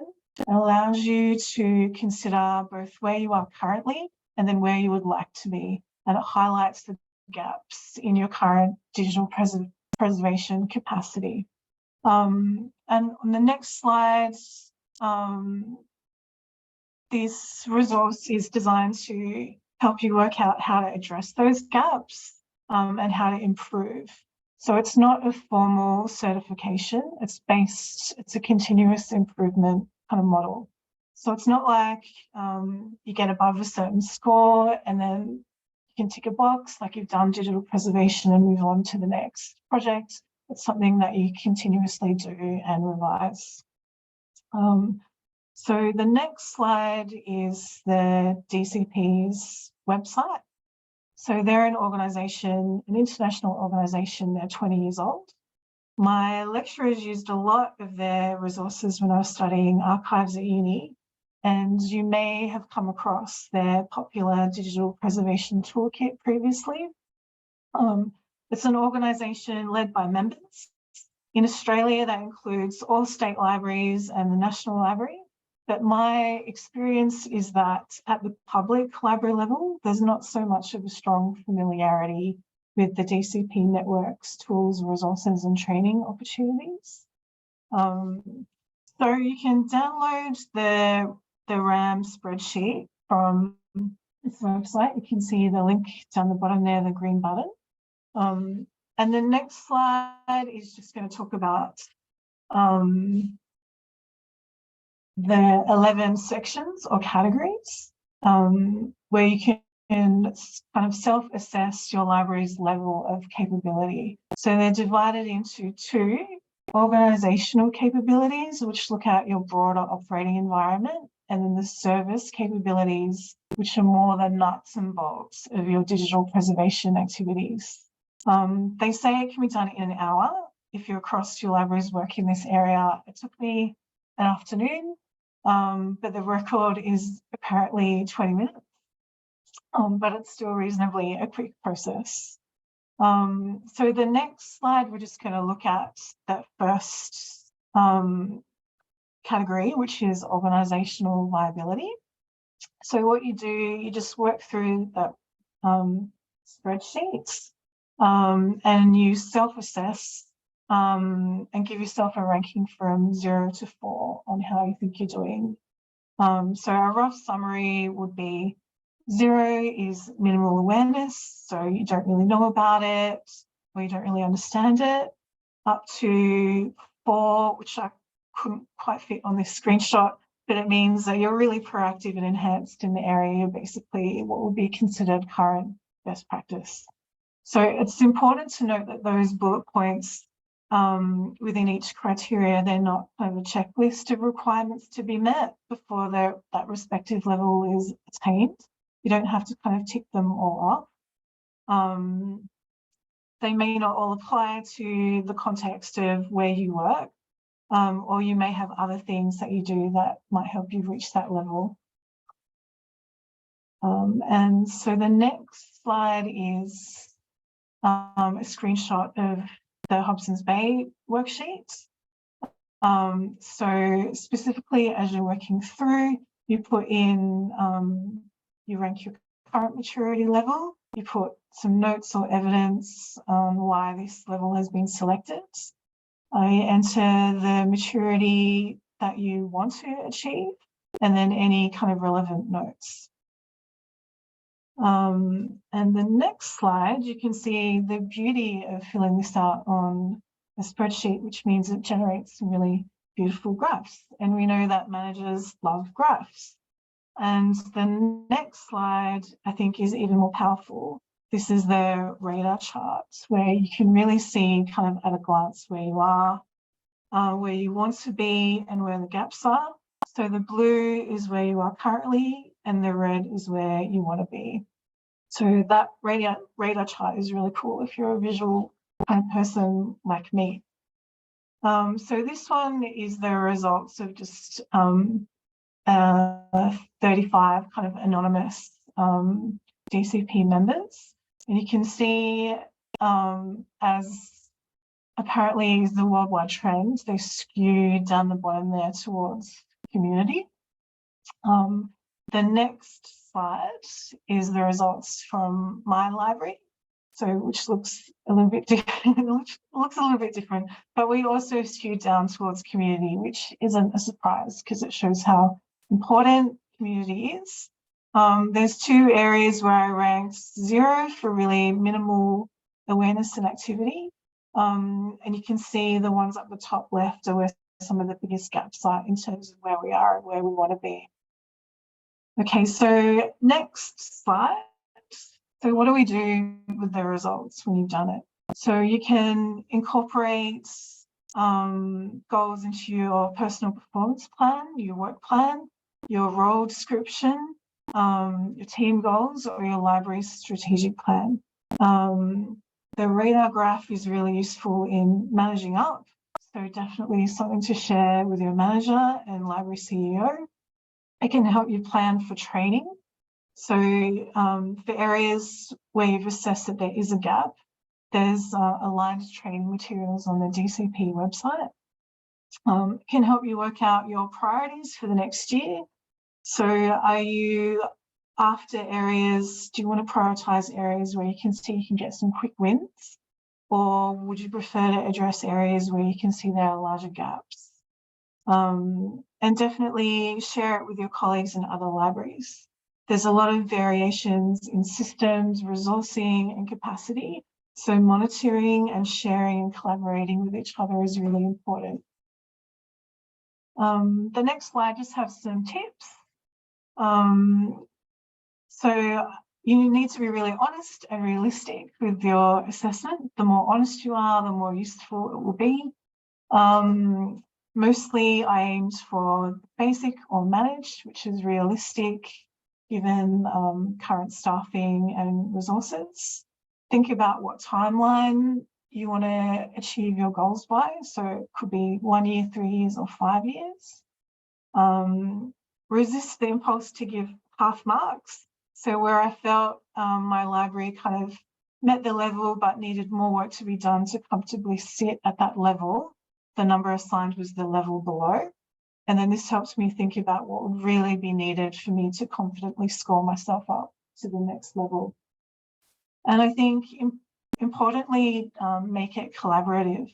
So get buy-in from the start and fill out the worksheet as a group exercise. So potentially with someone from the collections and IT teams. There's a lot of evidence that this makes a huge difference, and it can also iron out some subjectivity as well as getting buy-in from the start.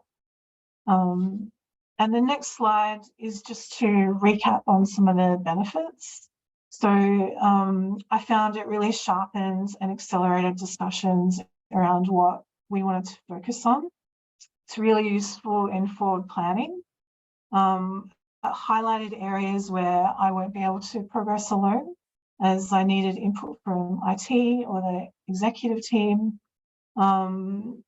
It will help me make the case for improved capacity in specific areas. It was also a really interesting reflection exercise. So it really deepens my understanding of what it means to look after my collections for their life cycle and gave me a really clear overview of what's required.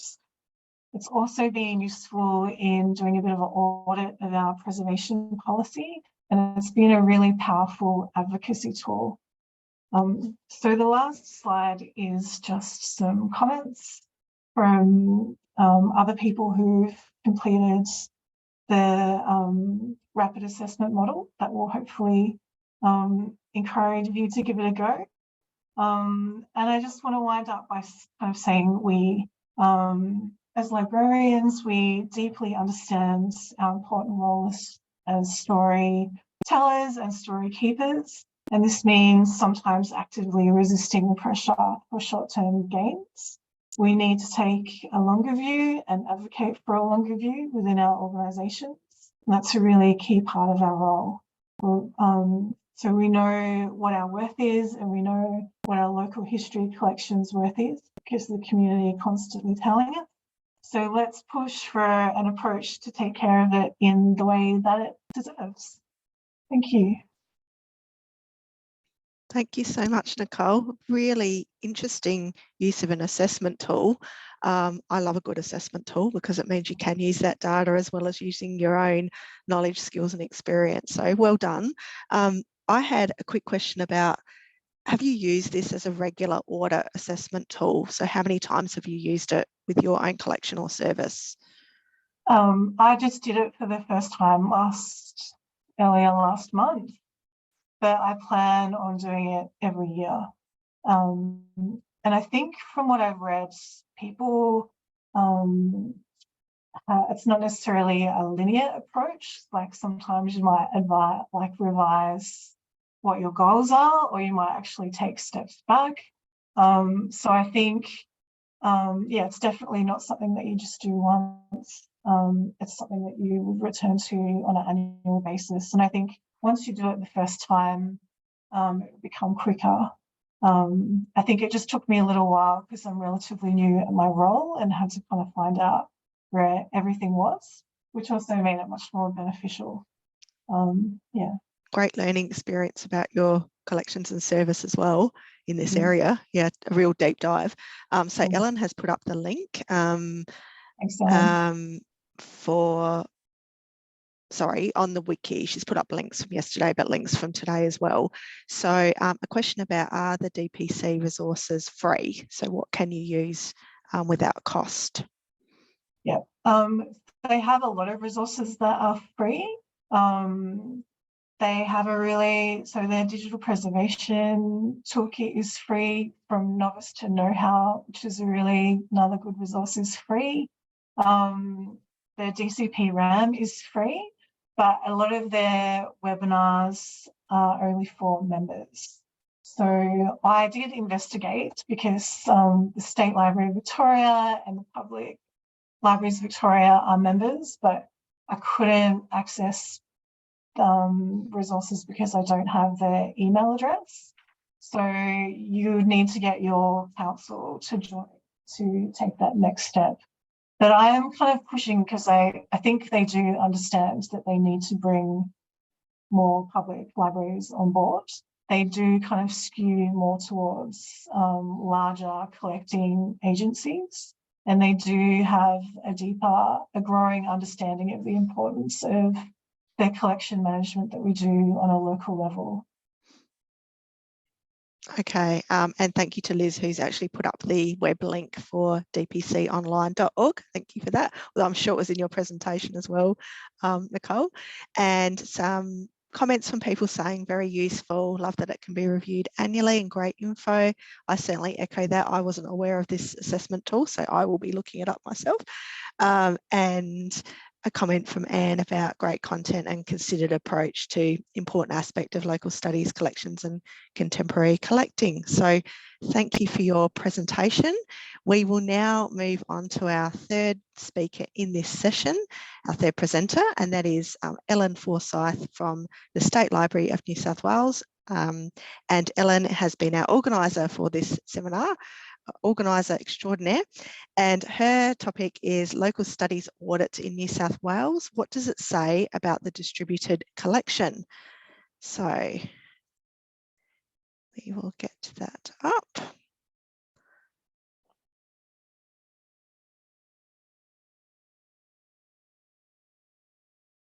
Just need to find the session. Sorry, Ellen, won't be a moment. If you want to start speaking, I will just... I'd actually like to say that I think organising this has actually been an amazing national teamwork process, which I think is really great. Now, I work in public library services at State Library of New South Wales, and I would like to acknowledge that I'm participating in this session from the lands of the Gadigal people of the Eora Nation. Sorry, Ellen, I'm just trying to find, it's showing on one screen, but not the rest. So I'll just get rid of this. That's okay. I'll just start and then the stats can catch up. Okay, so sure. Every year, like other state and territory libraries, the State Library of New South Wales collects statistics from public libraries. When my screen comes up, it will actually show you an extract of the most recently available data to show what we collect in local studies. And the annual data, it's very much top level collection items, because we collect around 360 information fields across all public library services. So it can't just be a detailed local studies data collection site. Now, this is publicly accessible data and you can look at it. And Ellen, I've just flipped you to slide 2. Terrific, perfect. And the local studies data is in the middle of the screen. Next slide, please. Now, this slide showing the same councils as the one before includes digitisation. So an aspect of local studies collections. And as you can see, everyone doesn't have data included. And that's okay. That they don't have data. But as well as this annual collection, which has taken place for decades, every 5 or 6 years, the State Library of New South Wales undertakes a detailed audit of local studies collections in public libraries. Next slide, please. And so while the annual statistics publicly identify libraries, as you can see by their name on the previous screen, the local studies audit only makes de-identified data available, as it's a different kind of fact-finding. And while it is de-identified, there is still a lot of data on it. And you can see links to it on the wiki that I posted during Nicole's presentation. Now, the local studies audit is by council rather than library service, as local studies collections are usually done at a council level rather than as a region-wide level, but there are variations on this. Now, the most recent audit undertaken in 2020 included 74 questions about collections, collection size, format condition, staff, training, staff numbers, evaluation programs, and much more. It took about 2.5 hours to fill in. The questions were developed in consultation with New South Wales Public Library staff and staff in other areas of the State Library of New South Wales. Next slide, please. This slide shows that it was completed by councils and libraries large and small, which actually is really helpful in terms of validity of data. There's a total of 111 councils completing it. We have 128 councils in New South Wales. The rest of the presentation shows some high-level data and some actions that were taken as a result of the research. Next slide, please. Now, while the annual statistics, Now this shows one question, and I won't be going through every single question. There were 74, but some to show areas that need, I suppose, further work. And at the time of the audit in 2020, there were no Aboriginal staff working in local studies collections in New South Wales public libraries. Now, in New South Wales, 3.4% of the population are Aboriginal people, although the numbers do vary from area to area. But it's a significant number that you'd think there could be 1 or 2 local studies staff who are Aboriginal. There aren't, or at least there weren't amongst the libraries that completed the data. Now, also on this topic of Aboriginal and First Nation staff, about a quarter of the libraries are actively seeking information by or about Aboriginal people, while around 18% collect little about Aboriginal people. And other libraries mentioned the importance of working with Aboriginal people for the local studies collections. Now, talking about this the week after National Reconciliation Week, with the theme of Be a Voice for Generations, it really highlights the importance of these statistics changing from much improved inclusion of the stories and experiences of Aboriginal and Torres Strait Islander people, especially with the principle of nothing about us without us. Next slide, please. Yes, there were questions around how do you actually acquire items. And this screen shows that the acquisition method with the most libraries participating was unsolicited donations. It's listed there as we accept donations that are offered and relevant to our libraries, but these are unsolicited donations. And this was also mentioned yesterday in a couple of presentations too. Now, as well as that, there is the active seeking of local studies material and some content creation, including recording oral histories by about 40% of participants, taking photographs by around 50% of the participants, and around 14% actually commissioning content. And yet unsolicited donations tops the list. Now, this raises issues around collections plans, and it's been really interesting hearing this discussion both yesterday and Ellen's one earlier today, because it does highlight the importance of making sure that diversity, equity, and inclusion are actually key in how local studies is collected.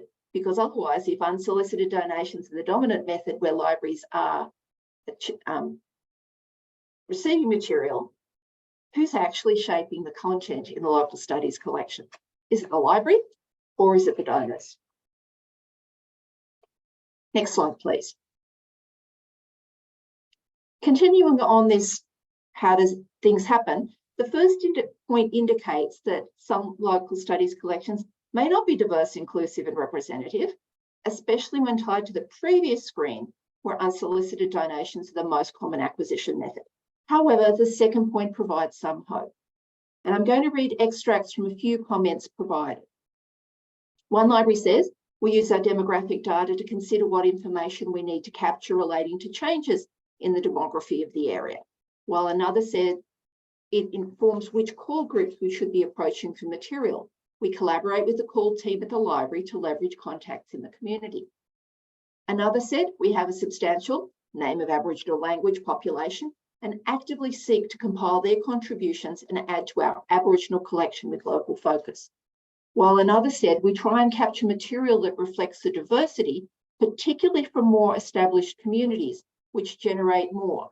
We have oral histories, studies, council reports, a few books, not many have been published, but I like Ellen's approach of working with them, but also obituaries and newspapers. We photograph the area to capture pictures of relevant shops, restaurants, businesses, landmarks, and places of worship.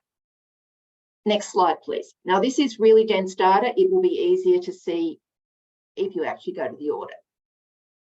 But the main thing here is the combined digital content number at the bottom in yellow, because the analog combined totals not shown on screen is around 1.8 million items plus also 12,000 linear meters. Now that's the distributed local studies collection across the state.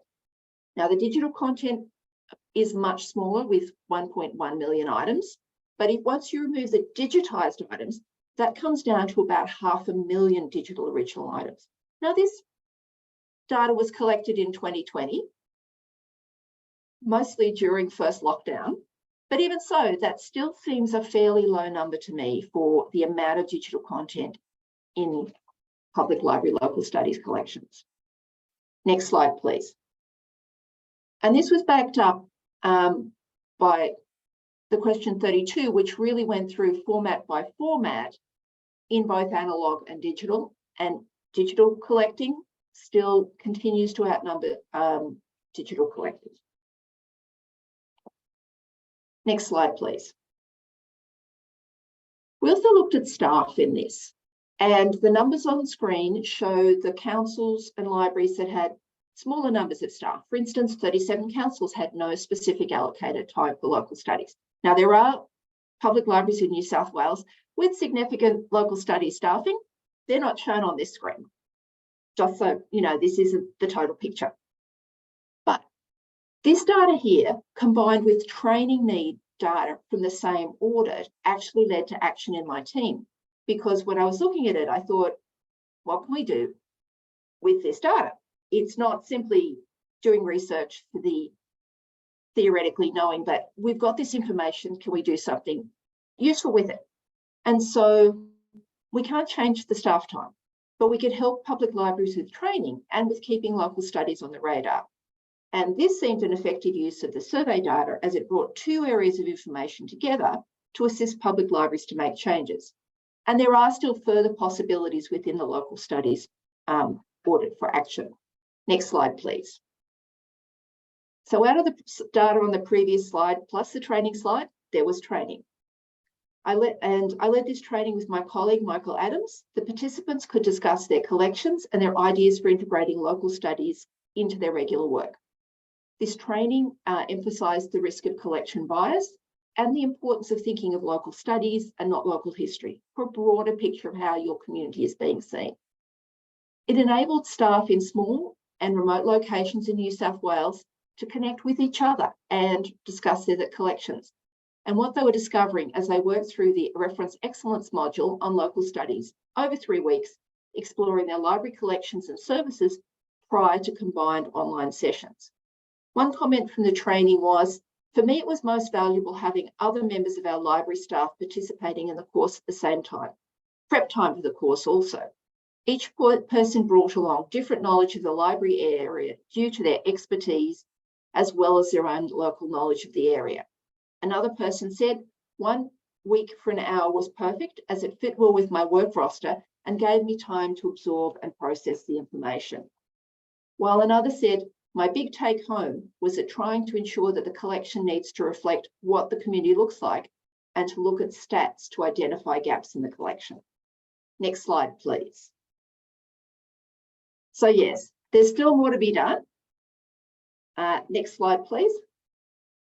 So please feel free to contact me to discuss the local studies audit or the training. Now with the local studies audit, there is a short version and there's an extended mix as well. Thank you very much. Thank you, Ellen. I think that using that data combined with the solutions is an excellent way to break down some of the work that people are doing within local studies collections. When we look at all of this work that people are doing within their own libraries, I have a sense from at least the South Australian network that it can be sometimes overwhelming to people, particularly when you combine that with your comment around and the data that showed the overwhelming number of material is donated. So when those historical groups or people come in and say, hey, we have cleaned out an entire warehouse and these are all the archives and it's now yours, for you to actually use that data and break it down into bite-sized pieces and concentrate on training for those groups about where to start and what to be doing and how to write their collection development policies is actually excellent.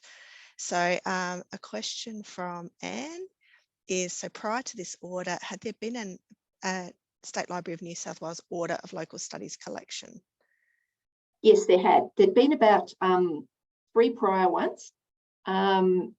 And actually one of the, Megan yesterday, the project she was talking about, the Portable Collecting Project, came out of the previous local studies audit, which showed that there was little collecting of original materials by libraries, particular sizes, particularly around diverse communities.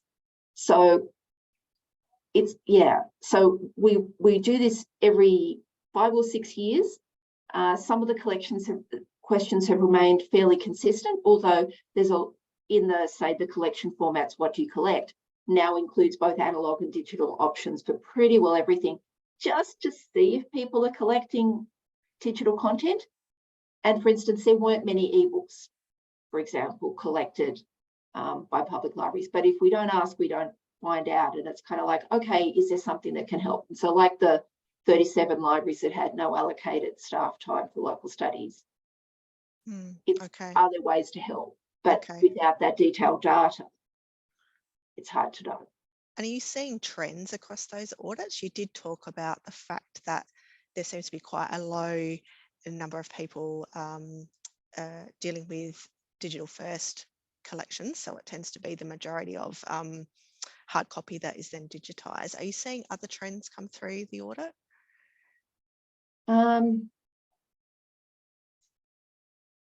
Digitisation still continues to be strong. There was slow growth, but some growth in both digital photographs and digital oral histories. So that puts it into the new materials.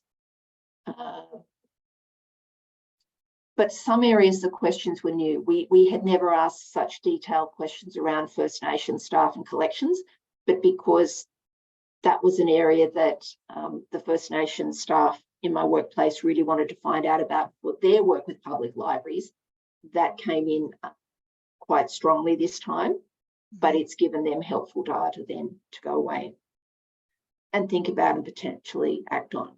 So while we have some continuity between some things we've had to change around, for instance, this time around was the first time we asked about using local data in your collection planning. Okay, thank you. A few people have talked about these types of audits in other states of Australia too, which would be fantastic, because then that leads to ability to benchmark between the states. So we know that you put this up on the wiki, which is available, I believe, to everybody. Is that something that if people contact you, they could potentially use as a basis for their own audit in their own state or for their own service?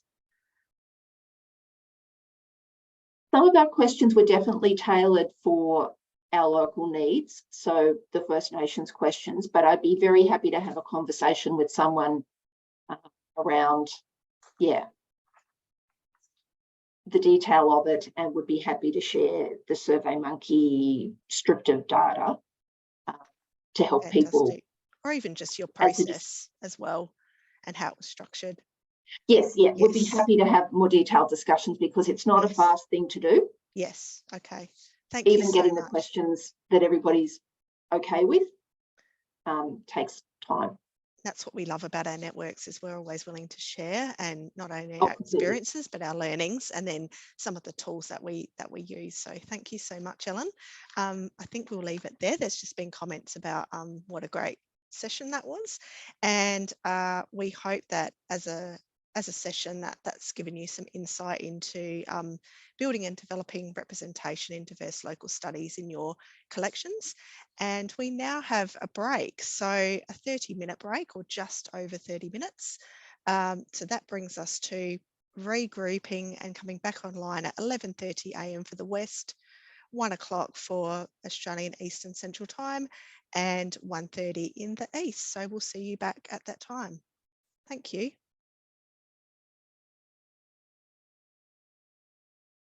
This afternoon's session, we are now moving on to session 3. And for those who did not join us for the other sessions earlier today, my name is Jo Cooper. I'm the project manager at Public Library Services, which is a division of the State Library of South Australia. And I would like to acknowledge this land that we meet on today is the traditional lands for the Kaurna people of the Adelaide Plains. We extend this acknowledgement to Indigenous and First Nations people from where you are. So this next session, we have 2 presentations, and the focus is building capacity for local studies with outreach and partnerships. So our first 2 presenters are Deb Dunt, who is the Library Programs Coordinator, and Simon Williamson, the Team Leader of Library Events and Programs, both from the City of Tea Tree Gully in South Australia. Their presentation is titled Creating Connections, Libraries and Kaurna Communities Preserving History Together. Are you there, Deb? Excellent. Yes, hello. Hi. Hi, I will share the screen. And we will start from the beginning.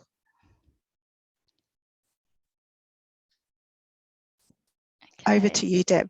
Lovely, thank you. Hello, everyone, and welcome to our presentation this afternoon, Creating Connections, Libraries and Kaurna Communities Preserving History Together. As Jo mentioned, my name is Deb Dunn, and I work at the City of Tea Tree Gully Library as the Library Programs Coordinator. And I'm Simon Williamson. I'm the Team Leader of Library Events and Programs. Firstly, we would like to acknowledge the traditional custodians of the lands on which we all meet, and I pay respects to Kaurna elders past and present, and welcome you all to our presentation this afternoon. Namani, are all of you good? We are on Kaurna land, and in Kaurna we say, Namani, are all of you good? Mani ai is the general response if you too are also good. Mani ai. So Tea Tree Gully Library is situated on Kaurna land. Kaurna Aboriginal people are the traditional owners of the Adelaide Plains in South Australia. One of the major gaps. Just the next slide, please. Thank you. There's a lovely picture of Tea Tree Gully Library. So one of the major gaps in our record of local history in this region is that of the local Kaurna people, and I'm sure we're not alone in that. We're very good at recording colonial history since Europeans started settling here in this region from 1839. But of the Kaurna people, relatively speaking, very little has been recorded. The Kaurna people of the area lived by the Little Parra River, camping near springs and waterholes. In 1839, it was estimated there was approximately 500 Kaurna people living in the Tea Tree Gully area. So this slide, you'll see there's a library there, obviously on the left, and in the middle is Ivorichi. Ivorichi was born in Port Adelaide in the late 1840s and is one of the last known speakers of the Kaurna language before it was revived at the end of last century. When both of her parents died in the 1860s, Ivorichi was adopted by Thomas Daly, schoolmaster and distributor of rations to Aboriginal people. Ivorichi stayed with them for several years, learning to read and write in English before leaving to rejoin other Aboriginal people. Over her lifetime, she was interviewed and photographed by many people. Ivarachi shared many Kaurna words and place names with them, as well as insights into aspects of Kaurna culture. As with many traditional languages, the Kaurna language was almost erased after speaking and teaching of it in schools was banned during the 1800s. It remained unspoken, not dead, sleeping, until the 1990s, when it was revived, predominantly with the aid of the linguistic information recorded by 2 Lutheran missionaries who recorded Kaurna words in Adelaide in the 1840s, but also with word lists recorded by others, including the cultural information Ivarachi had shared throughout her lifetime. So in the 1990s, Kaurna language had a major resurgence, and Kaurna courses began to pop up in local South Australian schools and colleges. One of the instrumental leaders in the revival of the Kaurna language is Jack Buckskin. He's extremely well known here in South Australia. I'm sure you've probably heard of him. Jack is a Kaurna and Narungga man who has dedicated his life to learning Kaurna and passing on his knowledge of language and culture to future generations. Teacher Gully Library has been working closely with Jack on a number of projects with specific Kaurna language and educational focus. Next slide, please, Joe. So our former community historian, David Brooks, who now actually works with Joe, was passionate about recording and promoting the Kaurna history of our area, now especially to school children. And this is where our first relationships that Deb will talk about were developed. David led a project to record some oral histories from Gully Winds in 2012. Gully Winds was a local Aboriginal community group. And from that, he created this Aboriginal history timeline. Now, the timeline in physical form was, he had it printed out and it was 10 something meters long and dated back to around 60,000 years ago. And it was a clear illustration to school kids then how vast and long Aboriginal history was in Australia, and especially in comparison to the recent European history. Now, this tool was used very successfully for a number of years when school groups would visit for our local history outreach sessions. In early 2020, some library staff identified a gap in the current suite of programs delivered in this region to educate people in Kaurna culture and language. Now, this came from the removal of our Corporate Reconciliation Action Plan, and the need still existed to offer opportunities for local communities to learn about traditional culture and customs of Kaurna people, and conversations with various other external stakeholders and agencies. Staff's in-depth knowledge of the local community demographics highlighted something was needed to provide opportunities for learning, along with aligning strategic and organisational objectives to increase community awareness, knowledge and understanding of Kaurna language and culture. So conversations occurred between us and the DECD, which is just the fancy acronym this week for the SA Department of Education, and Tea Gully Library staff, resulted in a collaboration being forged to design and deliver a large-scale event, offering the chance for local children to attend and learn about Kaurna language in a fun, interactive and engaging format, learning from other school children and Kaurna educators. Whilst this was some years away from fruition, a micro event was held aimed at upskilling our staff. So working with the department and Keller Road Primary School, which is a reasonably local school that featured a Kaurna language teacher, her name is Louisa Upton, the library organised a workshop where Kaurna language primary students were able to teach the staff some basic Kaurna words and sentence structure.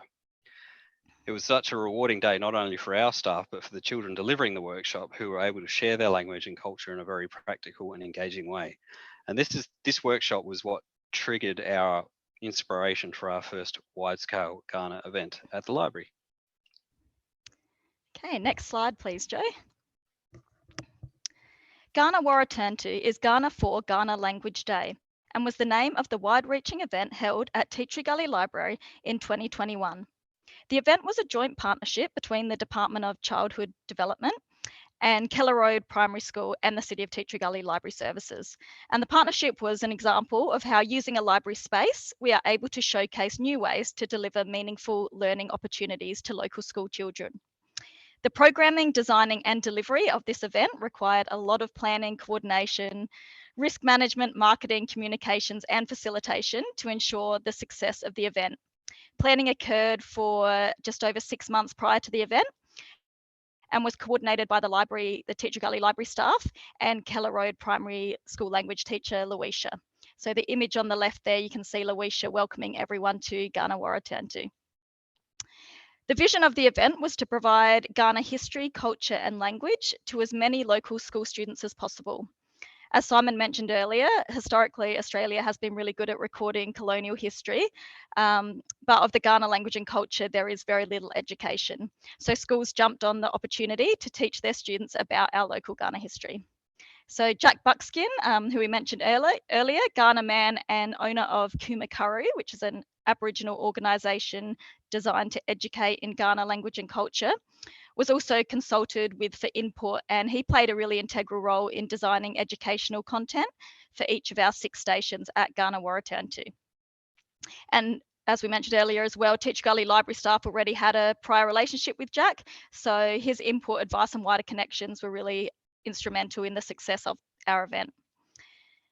The event was held on November 1st, 2021 and saw 600 local primary school students, teachers and assistants in attendance. The event started with all attendees gathering on Civic Park, which is the park just outside the library, to attend a traditional smoking ceremony. By experiencing a smoking ceremony, the children were able to practically engage with history and culture firsthand, and therefore gain a better understanding of the cultural significance of the experience.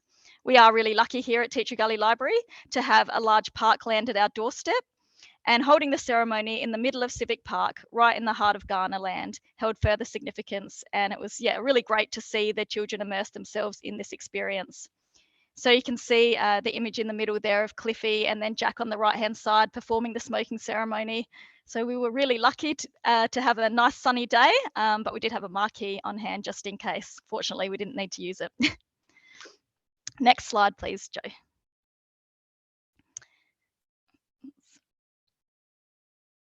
On the day, the primary school students were provided an opportunity to learn Ghana language through participating in 6 engaging workshops programmed into a 6-station course layout across the day. Nature walking, storytelling, dancing, art, games, and an interactive language station offered various engaging ways to teach students different words from the Ghana language, with the meaning behind the words and culture presenting context to the language learnt. The upscaling of this event to cater for multiple schools and classes aligned with the library's vision of reaching as many schools and students as possible. So here at Teacher Gully, we have the physical space and infrastructure, both inside the library and surrounding areas in Civic Park, to host this event. The image on the left is a map showing how we spread the 6 workshops out across our library, Civic Centre and adjoining park. At the time of the event, which was early 2021, we were conscious also of having to adhere to the COVID restrictions that were in place at the time.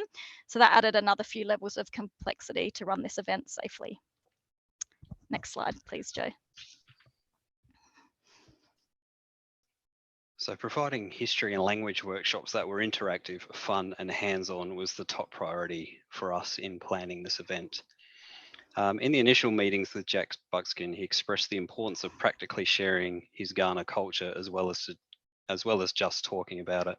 And Jack is very direct when coming to talk about his culture, and he is very conscious that he doesn't want organisations such as ourselves to talk about Ghana culture in a tokenistic way, like it is an integral part of our society. Jack's favourite workshop is spear throwing, which for anyone who comes from a risk-averse council, which is probably a lot of us, will know that's a scary and very red tape-laden activity to consider running, especially when we're hosting 600 primary school children on a public park that would potentially have the public as well. So as you can imagine, we didn't get over the line with the spear throwing aspect of the workshop, but we did provide 6 hands-on, practical, engaging and educational Ghana workshops. There's some slides here showing, well, on this slide, there's some photos showing these workshops, various activities throughout the day. There's also some signage here that we had professionally made, and we made sure they're all in Ghana with English translations, further encouraging the kids to learn the language. And I think that's key as well, is the Ghana is the primary language in these workshops and events, so it needs to be first. We have images of Yana Ara on or a nature walk. And at this station, Jack Buckskin took the students on a lap of Civic Park, stopping at various natural landmarks to explain Kaurna use and to teach them the names for Kaurna plants and animals. Anyone who knows Jack, even though he is direct, he also loves to chat. So we had to have a staff member with him just to keep him on time. Also pictured is Pirku, or storytelling. This station was taught by the Aboriginal students at Kelleroe from Kelleroe Primary School, and it's the same kids that ran that initial staff training session. These kids just have such pride and enthusiasm when sharing their language. Now, assisting the students at this station was Luisha, the Kaurna language teacher, and the kids also created Kaurna string fidgets, which they were able to play with during story time. Next slide, Joe.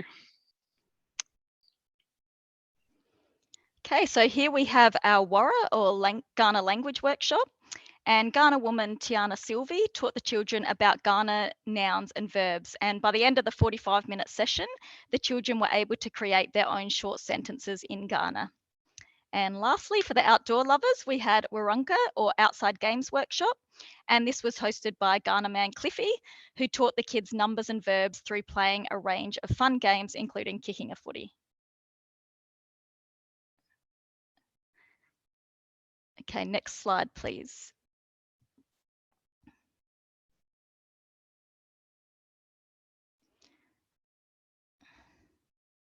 Has that frozen or is it just my screen? Just need to go to the next slide again. We've just been a bit fast for Joe. Thank you. One of the points we were asked to address this afternoon was, what does it take to make a partnership work well for both parties, and how do all parties resolve the challenges they face? So in very simple terms, good communication and honesty and openness about what is achievable is important when forging partnerships with local Kaurna peoples, Kaurna organisations, and anyone else who may be involved in the partnership. It can be helpful to have these terms written up to ensure everyone is on the same page in regards to expectations and goals. For our 2021 Kaurna Waraturntu, the library drafted a memorandum of agreement between the Education Development Centre and the City of Tea Tree Gully Library. The purpose of the MOA was to set forth the terms and conditions, scope of work and responsibilities of the parties associated with their collaboration on Kaurna Waraturntu. Together, we agreed our objective was to cooperate to develop activities and educational sessions related to the increased awareness of Kaurna language, culture and history by facilitating the event. In the MOA, we outlined in detail all of the dot points that you can see listed there on the slide. And by signing the MOA, all parties were in agreement of what was expected of them, providing clarity and transparency regarding all of the decisions that were made. So creating an MOA does not mean that challenges won't arise, but it does provide clarity on expectations and ensures all parties are heard and respected. So next slide, please, Joe. One of the great ongoing outcomes of our 2021 Kaurna Waraturntu was the creation and printing of our Kaurna timeline.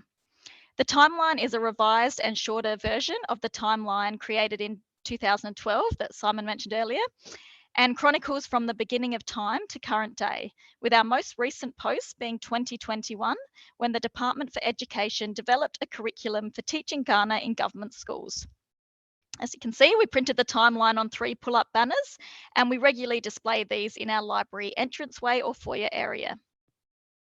The timeline was a team effort written by the Kaurna language teacher Luisha Upton, approved by Jack Buckskin, and designed and printed by the library staff. It was great to build on our existing relationships and work together to provide this important resource. The timeline has generated a lot of interest from schools and the general public, and provides important information to everyone regarding the history of our local area. And from a library point of view, it's really great to have a visual printed resource that we can add to our collection. We also have a PDF version of the Kaurna timeline, and there have been quite a few requests from schools and students to access this digital version, which is fine. We're happy to email that out. It's a timeline that we will continue to display for important cultural events, and we hope to continually add to it as well. Next slide, please, Joe. So in 2021, Bachelor Press, which is Bachelor with a B-A-T-C-H-E-L-O-R. Bachelor Press is the publishing arm of the Bachelor Institute of Indigenous Tertiary Education. Collaborated with Kaurna Warro Karrpanthi, an Aboriginal group dedicated to Kaurna language revitalisation, to publish a suite of Kaurna language resources for early learners of the language. This project was managed by, again, Louisa Upton, Jack Buckskin, and Nakia Ellis. The educational charm of these resources is heightened with original illustrations by the children from the Kaurna community and students from Keller Road Primary School, Craigmore South Primary School. This project was made possible with funding by the SA Department of Education. So early on in this process, Louisa contacted the library staff and asked if we would be willing to help get the books out there to local schools and libraries who may be interested. And of course, we were thrilled to collaborate in this way. Next slide, Joe. So to kickstart promotions for the new Kaurna language word and picture books, we hosted a book launch. We're pretty good at doing that, and we do that pretty often. At the event, Jack and Louisa spoke about the ongoing work involved in the revitalisation of the Kaurna language, and Jack read Yantapina, The Visitor, a story for early learners of Kaurna language, which narrates the antics of a visitor, Yantapina, who's a possum, to a school.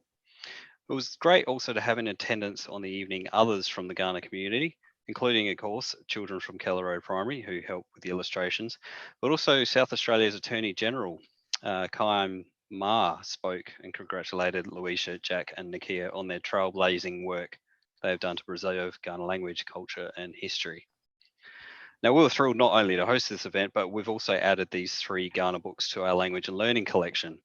And not surprisingly, there was a lot of interest generated around this event, and we had over 50 local teachers and educators from around the state attend, most of whom purchased the new Kaurna books for their own school libraries or educational institutions. Now, these books are now available to any member of the public in South Australia with a library card. Next slide, please, Joe.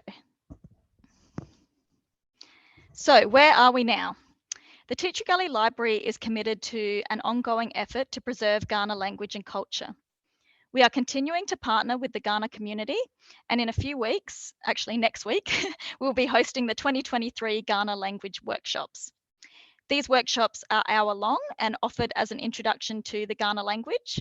Anyone from the community is welcome to attend, but we have obviously had to cap numbers due to space demands. The workshops are hosted by expert language teachers, Kira Bain and Louisa Upton, and they'll basically guide attendees through the basics of the language, including pronunciation, vocabulary, and basic grammar. Attendees will learn phrases and expressions for everyday communication and also gain an understanding of the cultural significance of the language to the living Kaurna people today. So when organising these events, it's important to note that libraries, like any government institutions, have budget constraints. So collaborating with other council departments is a really good way to ensure that we can continue to run these sorts of events. It was important to us to make these workshops accessible to everyone. So the workshops we've made free for the public to attend, and we've been able to do this by partnering with the City of Tea Tree Gully Community Inclusion Team and combining our resources and budgets. Libraries can play a crucial role in raising awareness and promoting understanding of Aboriginal and Torres Strait Islander culture and language. We can organise exhibitions, workshops, language days, or work with local Aboriginal and Torres Strait Islander peoples to create books, timelines and resources that highlight Aboriginal and Torres Strait Islander history, culture and language. So I'll finish up with this quote from Pat Turner, a Rente woman and Indigenous leader. Our culture and language hold the wisdom, knowledge and stories of our people. It is our responsibility to preserve them for future generations, to ensure our identity and heritage are not forgotten. Libraries, as custodians of knowledge, can actively contribute to this by collecting, digitising, creating and collaborating with Aboriginal and Torres Strait Islander peoples, and through that promoting awareness and education. By supporting the preservation and revitalisation of Aboriginal and Torres Strait Islander language and culture, libraries help ensure the wisdom, knowledge and stories of Aboriginal and Torres Strait Islander people are safeguarded, and we're then able to pass that on to future generations. So that brings us to the end of our presentation. Thank you all for listening, and I need to give special thanks to Deb, who is the primary driver of this relationship at Tea Tree Gully, and has been the organisational mastermind behind nearly all of these events. We'll be here for another few minutes. I think we've got till 1:30 anyway, so if anybody has any other questions they'd like to raise. I can see that Sandra's asked, what new things are you adding to the timeline? And that's a really good question, because the timeline hasn't been updated since 2021. So I don't know, Deb, if there's anything else you want to add. I'm guessing the new books is probably something worth mentioning to pop on that timeline. Yeah, definitely. Yep. Yeah, I think the books and any new printed resources that come out will definitely add that. But yeah, something that, yeah, I think October 2021 was when we last did it. So yeah, we're definitely hoping to add to that. We could actually add as well. So just a few weeks ago, we released on our website some interactive videos featuring Uncle Tamaru and Uncle Frank Wanganeen, who are also Kaurna elders from this area. I beg your pardon, Frank Wanganeen is an elder and Uncle Tamaru is a up and coming elder. And they provided some videos on how to pronounce particular Kaurna words, and a little bit about what plants are available for food and so forth in the local area. We do actually have a garden at one of our community centres, which is a Kaurna edible garden, essentially. Those videos are available on the council website. The quick way to our council website is cttg, as in the city of teatree-gully.sa.gov.au. Thank you, Simon, and thank you, Deb. It's a presentation that just highlights the huge body of work that you have done, starting with that aspect of local studies and local history and how it has intersected and grown as an idea through to programs and the other aspects of the library service that not just relate to capturing local study stories or local history stories. So well done and congratulations. It was also really good to see the practical planning elements and how that worked through that period of time, and it goes to show the amount of planning that goes in until you get to that result. I'm disappointed about the spear throwing though. I think that should have still gone ahead. Yeah, we were very disappointed too. And the question I had was, actually somebody's asked it, Ellen, are the language videos being added to the local studies collection? Happy to. I'm not sure where that is at this moment. As I said, we only just released them on our website a week before last, so certainly in the queue. It sounds like the resources that have been developed, including the books that were written by Jack Buckskin and the other contributors, are more here and now. So I assume that they'll be available in the local history section eventually. But as you said, they're circulating through the public library network and they're being used as resources by the schools at the moment and the community. Yeah, so well done. Thank you so much for your presentation and that connection to Kaurna.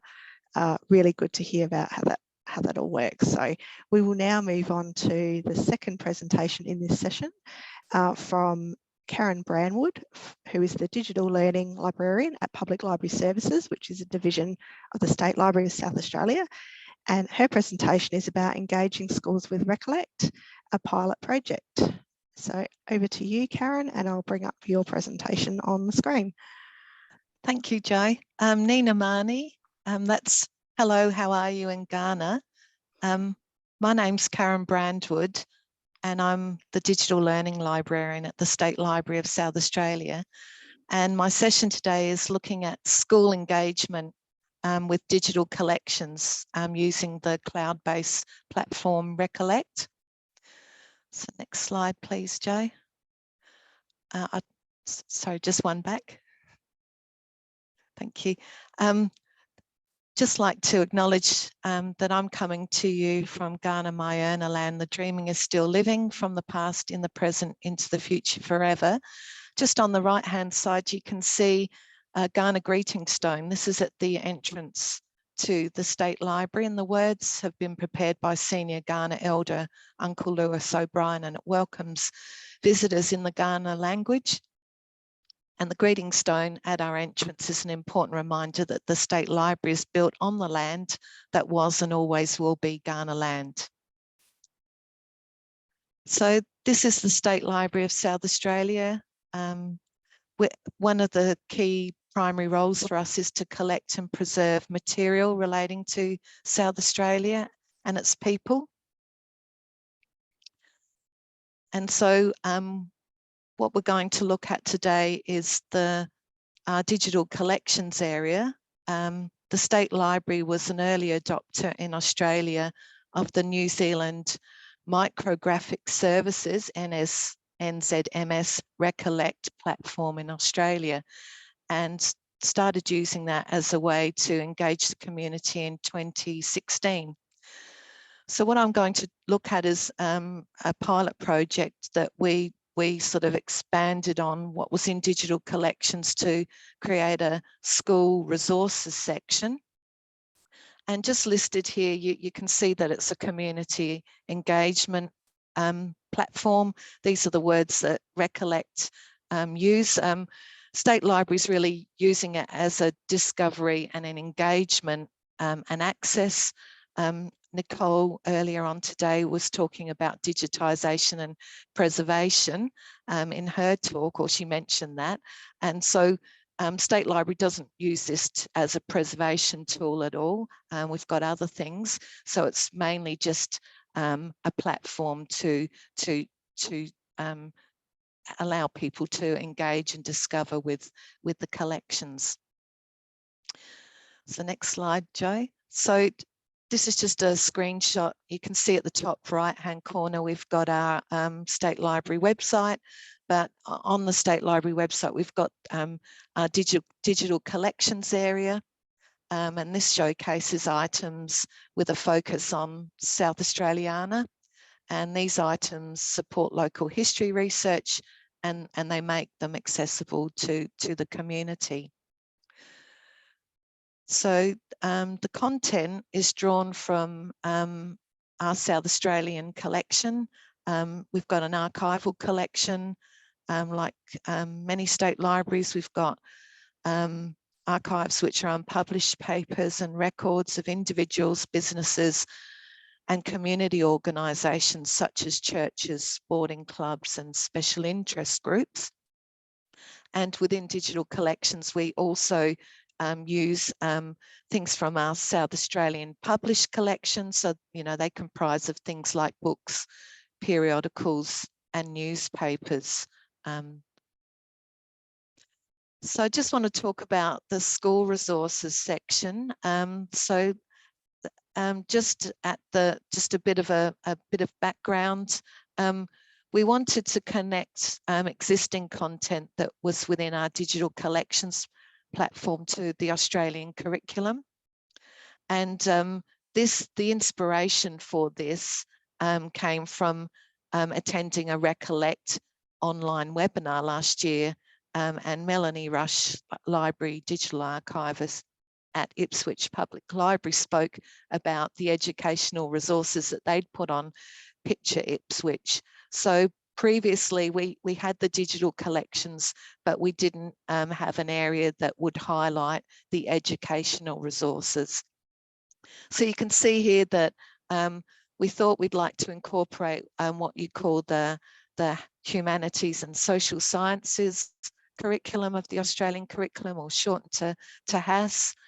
And so this incorporates history, geography, civics, and citizenship. So one of the key things that it strategically aligned to was in future directions at the State Library, where we connect with communities to provide opportunities to discover and use the stories and information that's revealed in our collections. So one key part of that was to improve online discovery and expand the content. So we wanted to have the school resources section there, so that it would be obvious for teachers and students to engage with.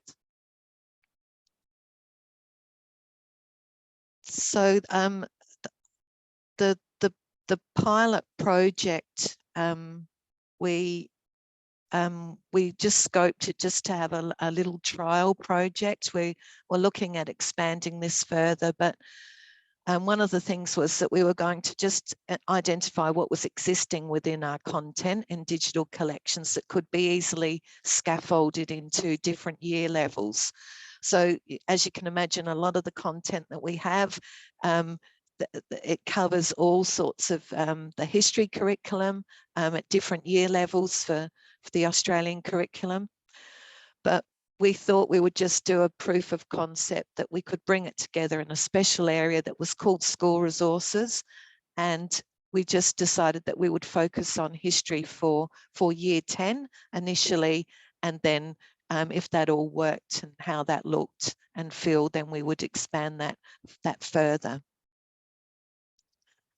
So just before we move on, just mention a little bit about the project team. So it was a partnership between two teams, the research and collection discovery team at the State Library and the programs and communications team at Public Library Services. So a colleague, Joanna Day, who's the collection discovery coordinator, and then myself as the digital learning librarian were the project leads, and the project sponsors were Veronica Matthews, who's the manager at Public Library Services programs and communication, and then David Brooks, who's the team leader of research and collection discovery. They were the project sponsors. So Joanna, who I just mentioned, she provided the technical aspect to using the Recollect platform and also collection expertise. And I provided expertise in collections, but then aligning them to the curriculum. So just the next slide. Within South Australia, there's a special website that looks at the Australian curriculum for South Australian teachers and leaders. And you can see here history for years 9 and 10. One of the key things is to one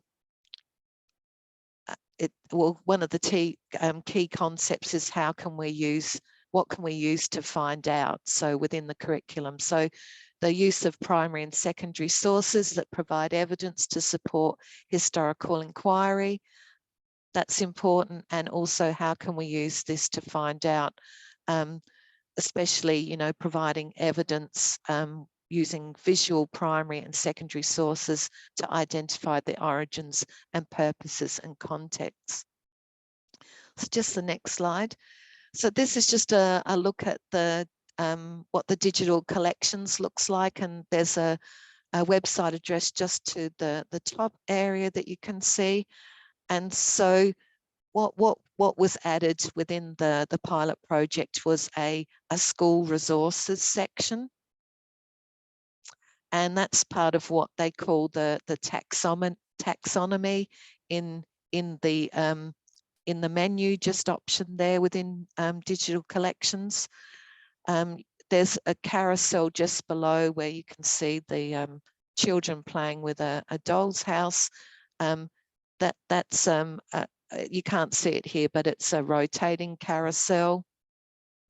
There's also what they call collection widgets. So the thing that says Clara Serena from Lobethal to the London Stage, that's a collection widget. So when you click on that, there will be more items that you can explore. And there's also a map search as well that can lead to content. So there's a lot of stuff that is to do with South Australia, but because South Australians have been involved in lots of things beyond South Australia, maybe internationally, then you can see there's some things that appear on the map as well. And then there's a general exploration function. So where we've got now, once you've clicked on the school resources section, it drops you into where we piloted an area where we started using year 10. So year 10 is a collection widget. So when you click on that, it will then go into the next slide and show you how you will find a little bit about Year 10 history. So for example, the history content descriptions. So we've pulled together things from the South Australiana collection that link to South Australians' experience of World War II, the waves of post-war World War II migration to South Australia, and then experiences of other conflicts as well that South Australians have been involved in. And then another part of the curriculum is the civil rights of Aboriginal and Torres Strait Islander peoples. And then we look at the influence of popular culture on South Australia. So we focused in on South Australia and not using just Australia there, but then you can see that the content descriptions in the broad areas, we've got World War II, popular culture, migrant experiences and rights and freedoms, and then also a link to the Australian curriculum. So on the screen, might be a little bit hard to see, but just if you could go back, Joe, just one bit, thanks. Just that you can see that there's collection widgets for the different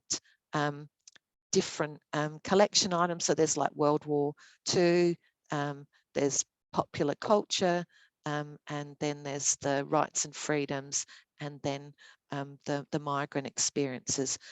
So just as an example, we go to the next slide, it will go into World War II. So we've got some bigger collection widgets that are looking at call to action. So conscription during World War World War II, sorry, internment in World War II, and then even looking at things like the Women's Auxiliary Service Land Army in South Australia. On the left hand side, we've got linked data that you can see. So you can always go to other themed areas and click in. You can see that you can limit it to photographs, manuscripts, publication objects, artwork and oral histories. And just with the screenshot that we have, we've got the individual widgets. Just in the screenshot, it's just showing that there's photographs that you can go into. But as I've mentioned already, just on that refinement on the left-hand side, there are, it does follow with manuscripts, publication objects, artwork and oral histories that are relevant to this theme. The other thing that I just wanted to mention is that if you click on an item, so this is down within our manuscript area, we do have something that's been digitised, and this is a diary of Keith Dodd. Keith Dodd was a prisoner of war. He's South Australian, in the South Australian that was in the Royal Australian Air Force. He was a prisoner of war in Italy, and this is his diary from the 1940s. So what you do get is, again, if we just go down and look at some of the tools that are highlighted from the top, the first one that's highlighted is a zoom in and out. So you can zoom in and see it more closely if you want, and zoom out. The next one with the arrow is that you can actually download any of these individual pages to have a look at them, the original digitized objects. So all the diary entries, all the pages have been digitized. And then very important for school students and researchers, the apostrophes for citing and referencing. So it will tell you how to do that. Then because we are not using it really to manage our collection, we've got obviously a library catalogue. So on the right hand side, we've got it highlighted as a catalogue record. So in a moment, you'll see how it links to a catalogue record, but then not everything, but many of the things that we have within our collection, and we have volunteer transcribers who have transcribed it. So obviously the the writing, the cursive writing is often very difficult to read. So a volunteer has kindly gone through and transcribed it. So again, that will make it easier for school students. So if we did, on the right hand side, if we did click on the catalogue record, the next slide will show you that within our catalogue, if someone came across this, it would connect them to our digital collections. It would connect you to our images which are within our catalogue system, and it will also allow you to click on the transcript. So a lot of linked metadata is connected to add additional discovery when people are using the digital collections. So we'll just go to the next slide. Please, Jake. So during the pilot phase, we had some educational partnerships. It was informal sharing. So there was an Adelaide CBD high school that there was a group of HASS teachers that they came in. They were wanting to find out more about what we had in our collections, but they saw the test system and provided some feedback, and also the digital collections as well beyond that. And also there was some sharing with a history teacher that had visited for a face-to-face experience, and they were from a suburban high school. And so it was kind of fairly informal, but we just sort of got a bit of feedback from them in terms of whether they thought it was useful and whether it was would be good to be able to use that within the class. So just wanted to look at some of the obstacles that we had with this. So with the history content descriptions, it was quite easy for us to draw together content that was prior to 1945 or the mid-century, because a lot of that we could use that was out of copyright, or we yeah, sorry. So what I meant is that it was out of copyright. So some of the history content descriptions in the Australian curriculum, as you can see, they go from the environment movement, for example, was from the 1960s onwards, and then the migrant experience were from 1945 to the present.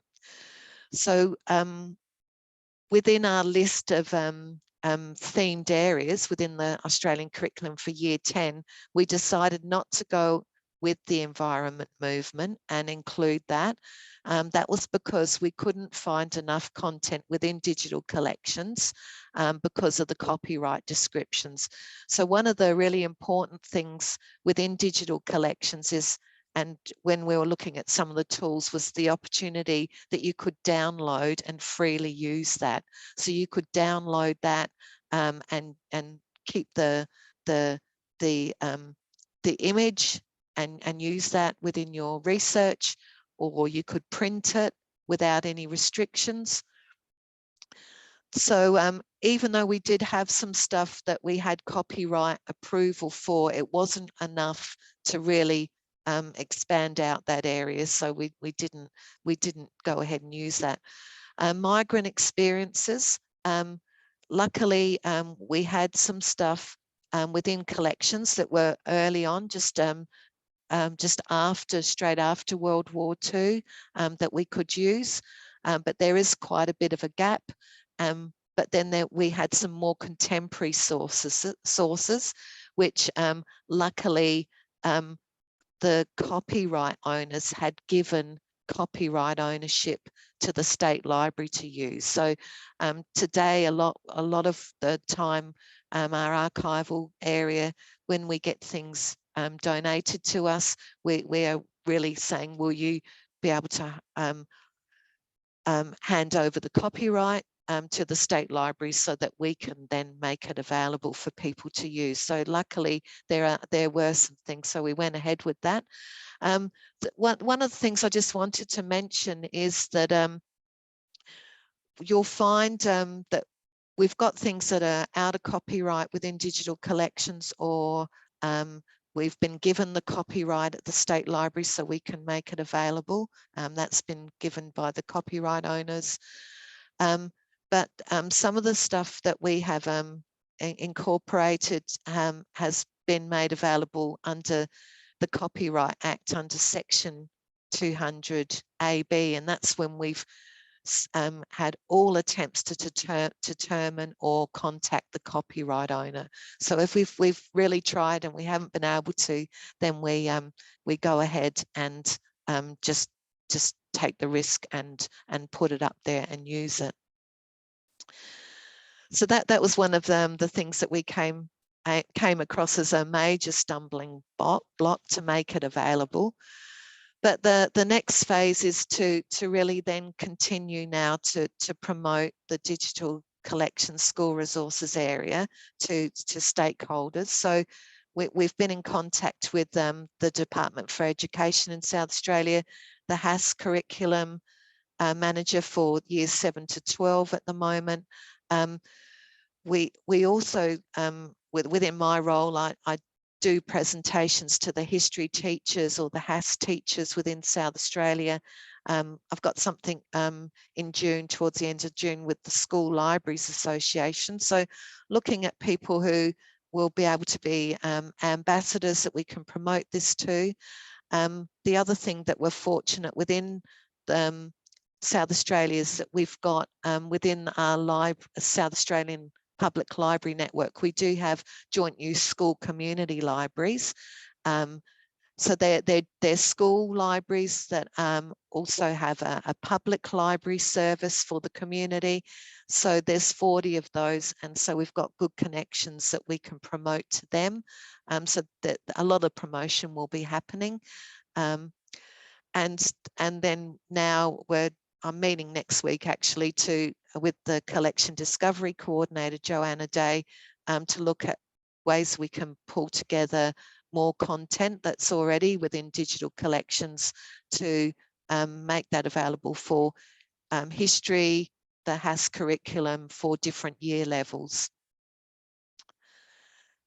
And so that's the end of what I wanted to say. So I just want to thank you very much. That's my contact details, and I'm available for any questions or comments. Thank you, Karen. That was a great presentation and a good way of explaining the connection to other organisations that you worked with, including education, and how that incorporates into the history curriculum, and then also the use of Recollect, which is a really great tool. So there is a question around, are the Recollect use statistics able to help us see if this increases the use of these resources? Yeah, so that's a good question. I don't have, we haven't really had a look at that because we've only just made it live in the last month or so. And my colleague Joanna Day, who's the Collection Discovery Coordinator, she would be able to probably see some statistics of use, but it's very, very early days at the moment in terms of, we spent some time last year doing it, but it's only just gone live in the last month or so. So I'm assuming there'd be some evaluation down the track as to the traction on the Recollect site and feedback from the teachers, and then perhaps the other organisations that you're partnering with to see what new resources could be put up, like you said, in the next steps. Yeah, so we've got some good connections already with, you know, things like the History Teachers Association and the school libraries. There's sort of ongoing sort of connections. So there's lots of ways we'll promote it further, and hopefully we'll get some feedback and more buy-in in terms of that they may be interested in being quite specific about what they would like to see in that area. What is good about this pilot project is it's about repackaging really resources that were already existing. That's right. From a local studies or local history context to make it more readily available and in what I can see because of the sections that you have within Recollect in bite-sized type of pieces, which relate to what the students actually need. So it's about figuring out from a user perspective what they want. Is that right? So you're right. So it's all about like the whole sort of discovery, accessibility. Like I said, when I went to a session that was about Picture Ipswich, we hadn't really got to that point, even though we'd had digital collections for a long time, that, you know, perhaps we could make it more obvious to school groups as a subset within the taxonomy, so that they would be able to go there much more easily and discover it. So that was part of it. Just one thing, Joe, that you just mentioned, with the migration experiences, we did have to go out and find a little bit more content. So that took a little bit more time. So we did expand it out from what was already within digital collections, but we found more stuff to upload and include. So it did take a little bit longer, but as you can imagine, things like World War II and World War I, there was like huge amounts within the State Library in terms of those sorts of resources. And that may assist with assessing gaps in the collection as well, relating to the curriculum. You're right. Yeah, you're right. I think some people have already mentioned today that there's lots of, depending on the collecting policies in the past and just historically within libraries, say that there are people that are missing in certain groups. So certainly in recent years, the library's been trying to fill the gaps of those people whose voices are missing within the collection. Okay, thank you, Karen. Really great presentation, and thank you. Somebody has actually put up the link for the digital collections for the State Library of South Australia, and I'd just like to point out this is very much a partnership with public libraries. So although Karen is talking from a state library perspective, it's all about working with public libraries and the community in this area. So thank you so much, and I will now hand over to Nicole, who is chairing the next session. Thank you.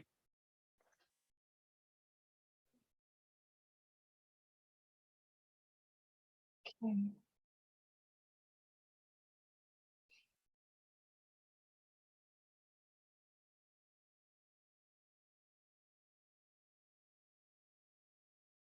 Well, hello, everyone.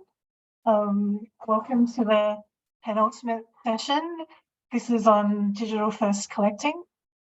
It's been a really fantastic couple of days, and it's been really interesting to see the differences and the similarities between libraries across the nation.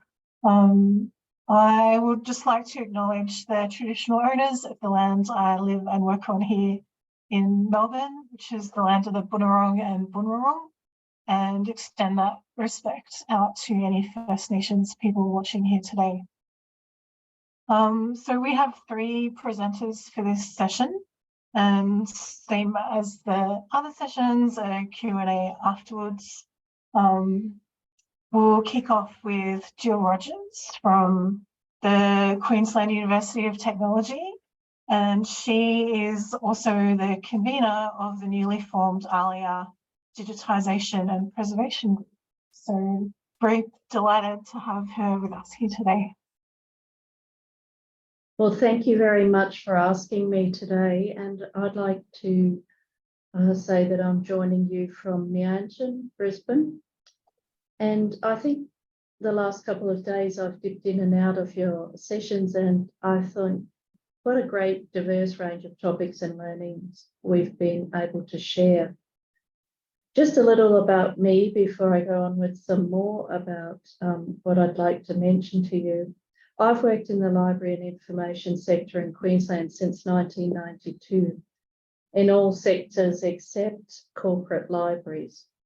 And both my undergraduate and postgraduate studies and long work history have given me lots of insights into the cross-sectoral nature of our work.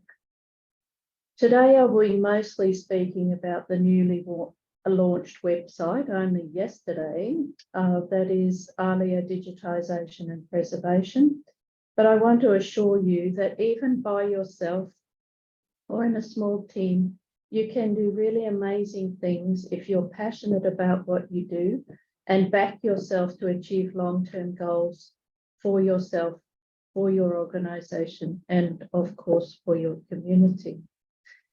Next slide, please, Nicole.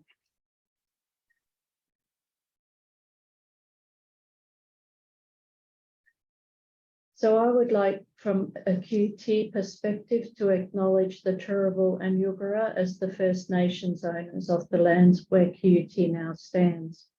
We pay respect to their elders, laws, customs, and creation spirits. We recognise that these lands have always been places of teaching, research, and learning.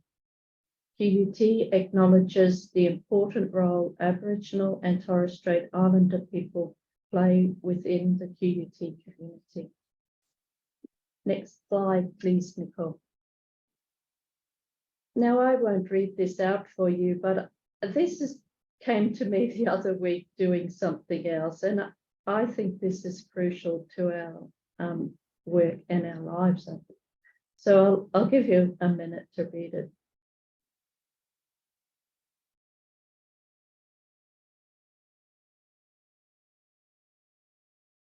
Next slide, please, Nicole.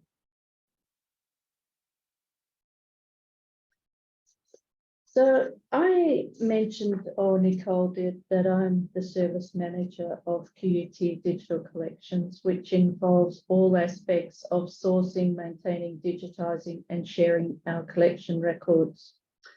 I work 4 days a week, and my colleague, who is a great tech person and a massively good photographer, only earlier this year has started working 1 day with me.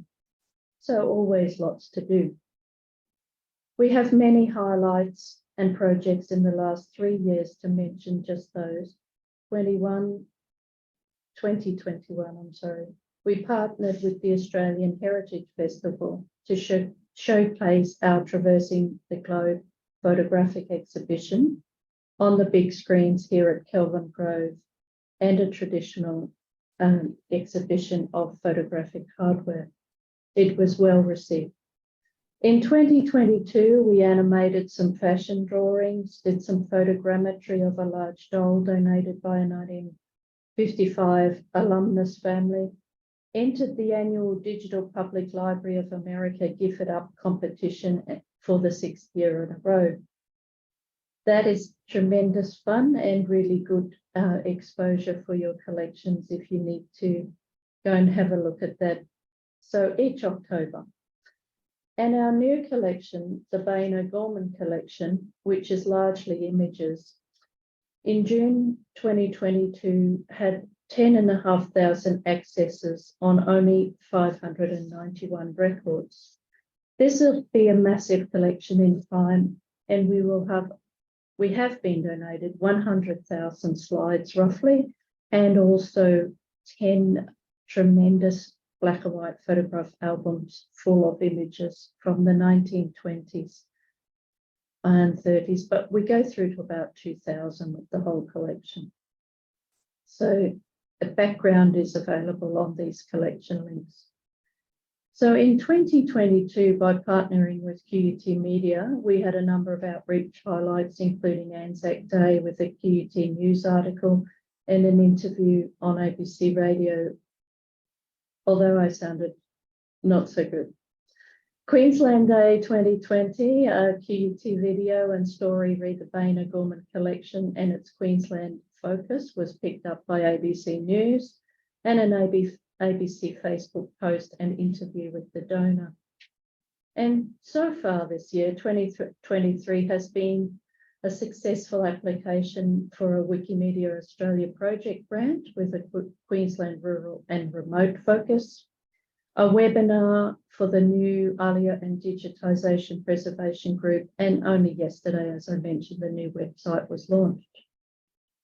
We hope to partner with a QUT team to show our collection photos for the Brisbane Festival in September.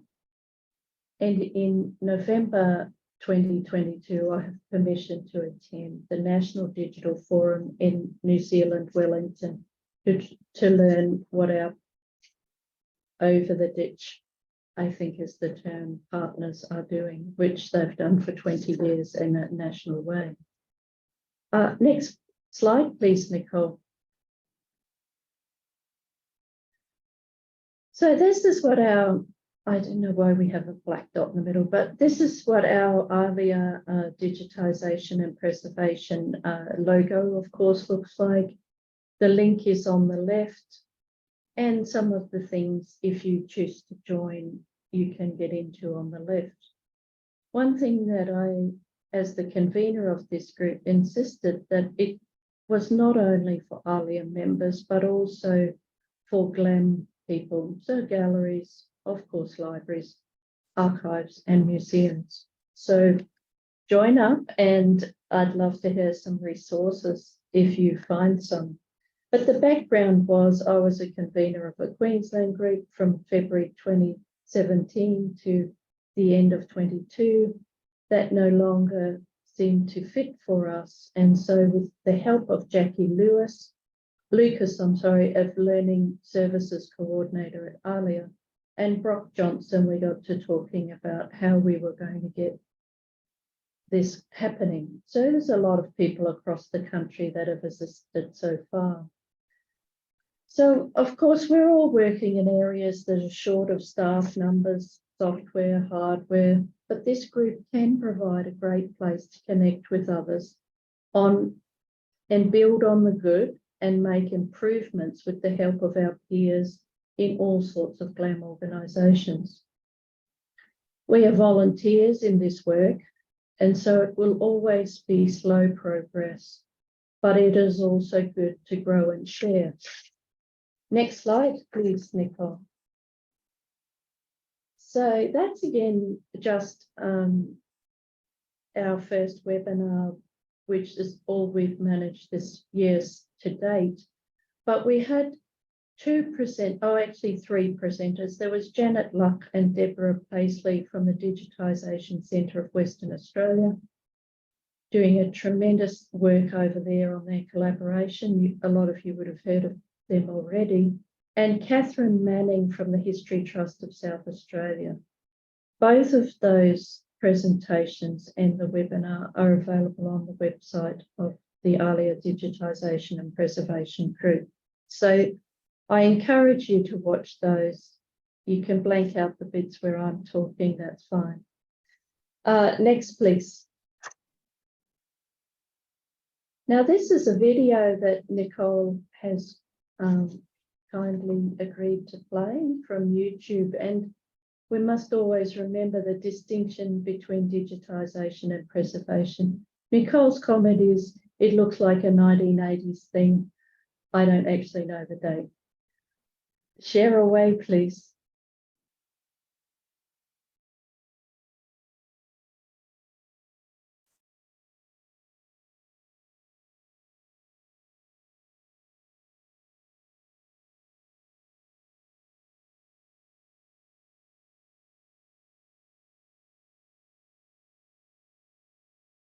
Or maybe not.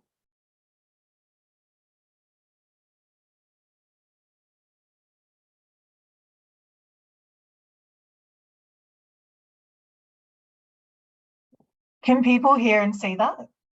No, it's not cooking. No. Okay, all right. No, you might need to share with sound as well. Yep. I've got sound clicked. Let me try again. Bear with me. Maybe Zoom's tired. Here we go. There he is. Thank you. From the Library of Congress in Washington, D.C.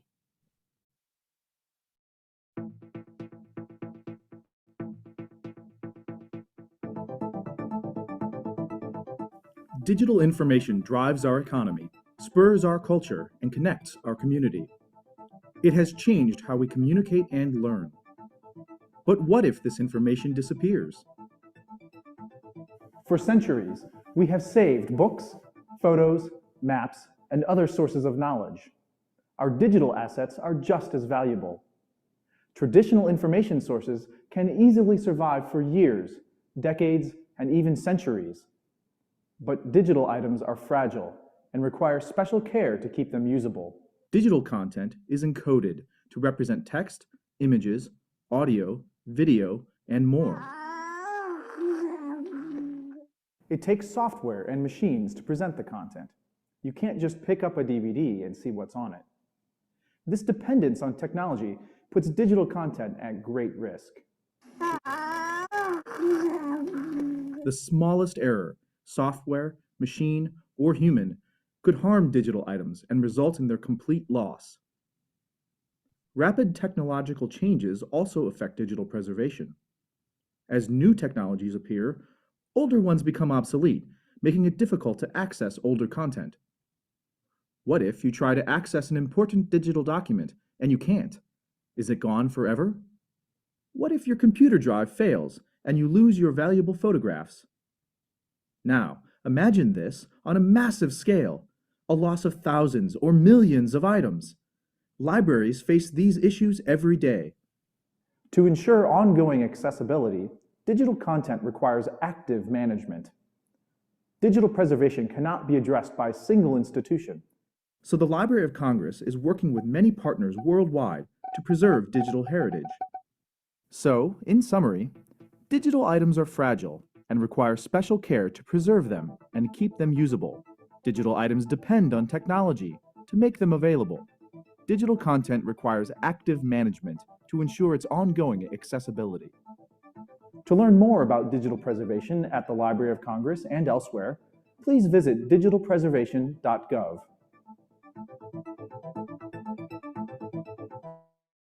Thank you, Nicole. Next slide, please.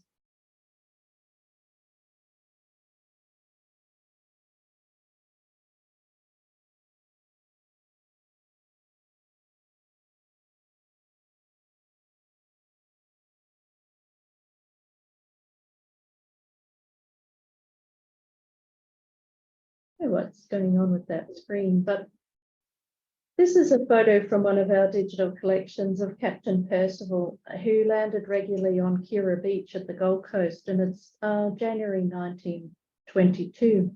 The name of the plane, and I'm not a French speaker, but it translates to "why not?" I challenge you to say often to yourselves, "why not?" and also to your organisations that don't see what you can see as an outcome, whether it is a collaboration, a partnership, or sometimes an exhibition. And Salman Rushdie also had something that I got the other day I thought was a great quote. "Go for broke, always try and do too much. Dispense with safety nets. Take a deep breath before you begin talking. Aim for the stars. Keep grinning. Be bloody-minded. Argue with the world.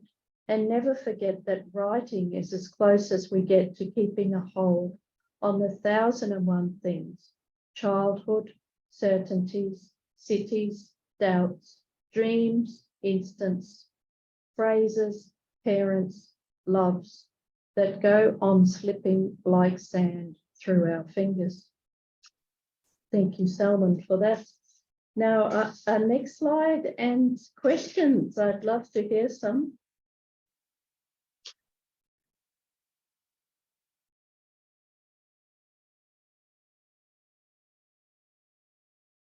Okay. Thanks, Jill. That was fantastic. I think that video covered a lot, even though it did have a kind of 1980s vibe about it. Just trying to have a look at it. Liz has put the quote in the chat. Yes, So, and I like the why not quote as well. And I think we do need to take risks as a sector. I think sometimes we can be a bit risk adverse. And yeah, and I think your whole encouragement of just kind of jumping in and that we can each make a difference is really important. Trusting ourselves. There is a question from Jo. She asks, what ICT platforms or systems are you using at QUT for preservation? Well, at the moment we have a good offsite storage facility as well as a U drive that we have enabled here. So I think often the recommendation is 3 different places. So we're probably only doing 2, but we've had maybe you've seen it in the news, a data breach here. So we're going to have some changes to our U drive where a lot of our preserved items are. So I'm yet to hear what we have as an organisation going to be doing in that regard. And can you tell us a bit more about the Wikimedia project you mentioned? Yes, I'm very pleased, and I'll be writing up an article for the ALIA News if it's accepted for the September edition. But my boss earlier in March said, here's something, you've got a day only, because I just saw it and I said, okay, I'll put something in. And we were fortunate to pick, I wrote a very quick proposal, didn't think any more about it, but we've been awarded $10,000 by Wikimedia Australia, and we have a period of May through to August to do different things that we need to do on Wikicommons. And then for the second half of the project, it ramps up and we need to do more numbers into Wikicommons. I've also got in mind that we're going to do Wikipedia articles when the items are of significance. So our focus, which I pitched, was Queensland, regional and remote. And we've got far too many photographs at this stage. But today, only at 2 o'clock, I've been fortunate to employ 2 additional library staff, only 7 hours for one and 3 hours for another. We have an external person helping us, and we're doing software load today of the first half of the project, with the report due next Friday, the 16th. So we've learned a lot in regard of money things already. We didn't realise we'd lose $1,000 almost in GST, because I was thinking we could go a bit longer, because staff, as everybody knows, are expensive. And the other thing is just generally how to report. And so it's been a learning curve to get a grant, and I'm hoping long term to do overseas ones. There's something on our digitisation, preservation and ALIA group site that's very good if you're after courses. And one of the courses I did with the Library Juice Academy in the US was on grant writing. So I encourage you to have a look at those courses. They are around $175 US, which I think for a month is good value, and you do quite a lot of work with others. I think I've done about 4 now, and I think all of them have been very good. So anybody wants to talk to me about those courses, I'm happy anytime. They're all very good. Okay.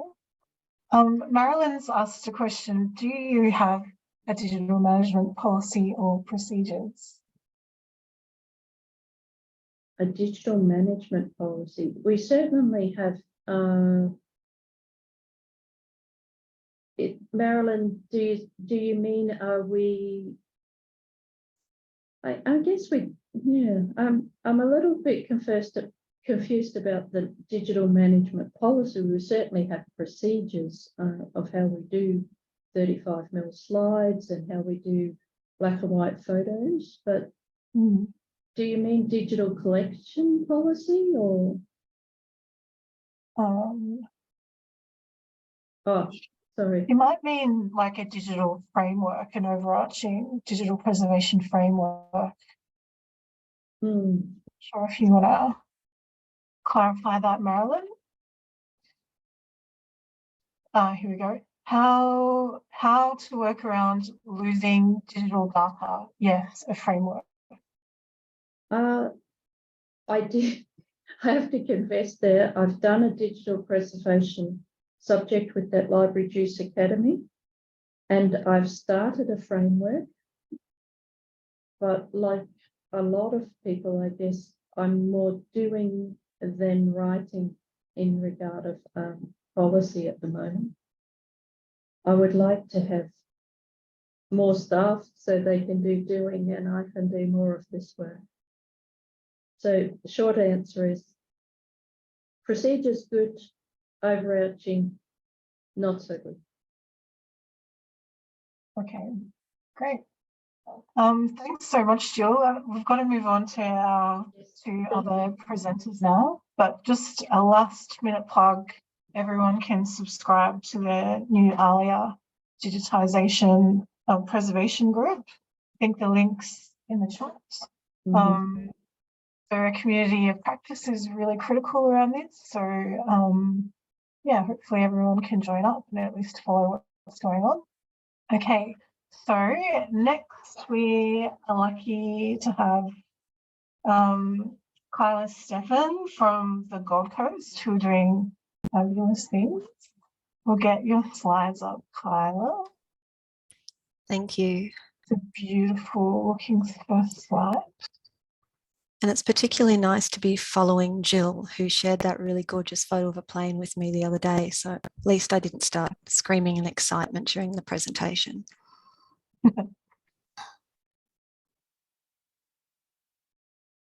Okay, you happy for me to get going? Yes, whenever you're ready. Thanks, Kyla. Lovely. So good afternoon. I'm Kyla Stephan, and I'd like to acknowledge the original inhabitants of this area, including the Yugambeh people and family groups within, and recognise their connection to the land, waters and resources in the area now known as the Gold Coast. Next slide, please. The Gold Coast Library's Local Studies collection is part of a range of library services provided by the City of Gold Coast. It is a public library, not an archive, record service or museum, that supports people's research needs and interests by collecting and providing access to material relating to the history, development and environment of the Gold Coast. The collection is a blend of physical, mostly print, and digital items made accessible online or to people visiting the library Monday to Friday, 9 till 5. It is the only local studies collection in the city, with the closest parallel being 2 volunteer-run museums. Next slide, please. The modern Gold Coast is a place of recreation, recreation, and reinvention, where change is a constant companion. While this might appear to be the ideal environment for born digital collecting, the pace of change and the size of Australia's 6th largest city, spanning over 400 square kilometres with 52 kilometres of coastline, home to over 635,000 people and welcoming close to 1 million visitors per year, also means the potential scale of digital collecting is infinite. We are one library. Guidelines and knowledge of the existing collection are essential to minimise duplication, overrepresentation of some subject areas and lack of coverage of others. Next slide, please. The Gold Coast undertakes a range of collecting, building and digitisation activities, but I'm focusing on 3 specific examples of born digital collecting today, touching on the 2014-15 Suburban SNAPS project before moving to 2 major events, the 2018 Commonwealth Games and COVID-19 during 2020 and 22. I'll be focusing on collecting rather than storage, preservation and the other critical technical aspects of access. Now, when preparing this presentation, I had a really clear sense of the opportunities given, what I had learned from the chosen examples and what I'd be speaking about. But as a deadline loomed, I realised I was repeating what I knew rather than what I had seen after looking at the collection again after over 2 years in varied roles with different priorities. I was not taking advantage of a fresh perspective of being reflective of what could be learned from the examples I actually wanted to speak about today. So I rewrote it, dangerously close to the deadline. So thank you for everyone's patience. Next slide, please. Contemporary collecting takes multiple forms, but can often rely on the enthusiasm and skill of staff or community members to take digital photographs as they move through a city or town or any region. Central to this approach is the understanding that taking images doesn't negatively impact on the photographer. This is something they choose to do and enjoy doing while feeling no obligation to contribute to the collection. It can often be serendipitous, a personal endeavour in response to something capturing someone's attention. But in 2014-2015, an opportunity arose to use a more structured approach. Suburban Snaps was a project that received financial assistance from the Queensland Government through the State Library of Queensland, where members of the public were taught how to use an iPad, including how to take photographs, before borrowing the devices to take images of their local area. It was a blend of bridging the digital divide and enriching the collection. Next slide, please, Nicole. Documentation supporting the grant application provided structure, and over the year of the project, 50 participants of different ages and from diverse backgrounds attended 15 sessions and took over 879 contemporary digital images of the coast, exceeding, the original goal of 750 images. 621 were initially catalogued and made available online, and that number was recently reduced to 454 when the collection was revisited and assessed based on duplication and overrepresentation of some subject areas. Next slide. Suburban Snaps was a positive experience for all, but 4 things were obvious in the results. Images where the main subject was at a distance, some incredibly creative angles, similar images, and varied metadata. Now, this was not unique to these participants, some of whom were enthusiastic and provided some really strong images, including places that had subsequently changed beyond recognition, which is the photograph you're looking at now.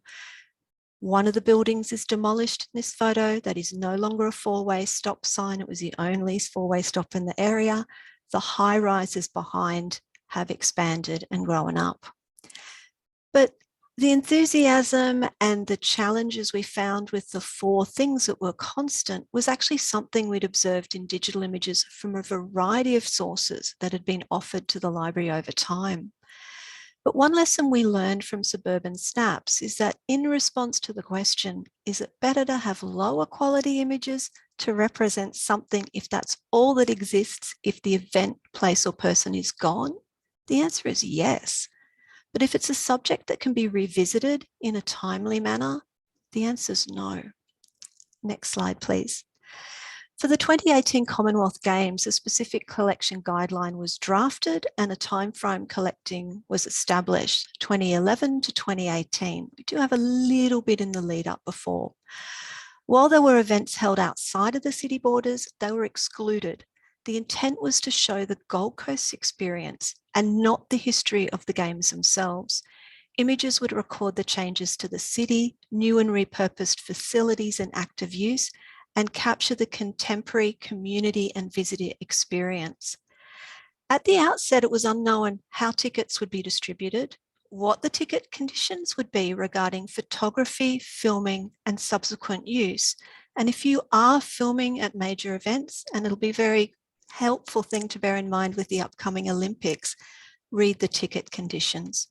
We also didn't know what capacity, if any, our corporate photographers would have and what that would cost, and what the requirements or expectations of staff, of which we are, would be as the City of Gold Coast was a partner in the event. We also didn't know how busy the city would become. Next slide, please. As these questions were gradually answered, it became clear that there'd been challenges in accessing venues solely to take images without media credentials. There were entry conditions regarding filming, and residents were speaking of leaving the region for the duration to avoid anticipated traffic. Some of the images taken of major roads in the Commonwealth Games could be mistaken for images taken in COVID-19. A number of staff who were at holidays at the time and attending events as members of the community or moving around their own suburbs as street events and activities unfolded chose to take digital images.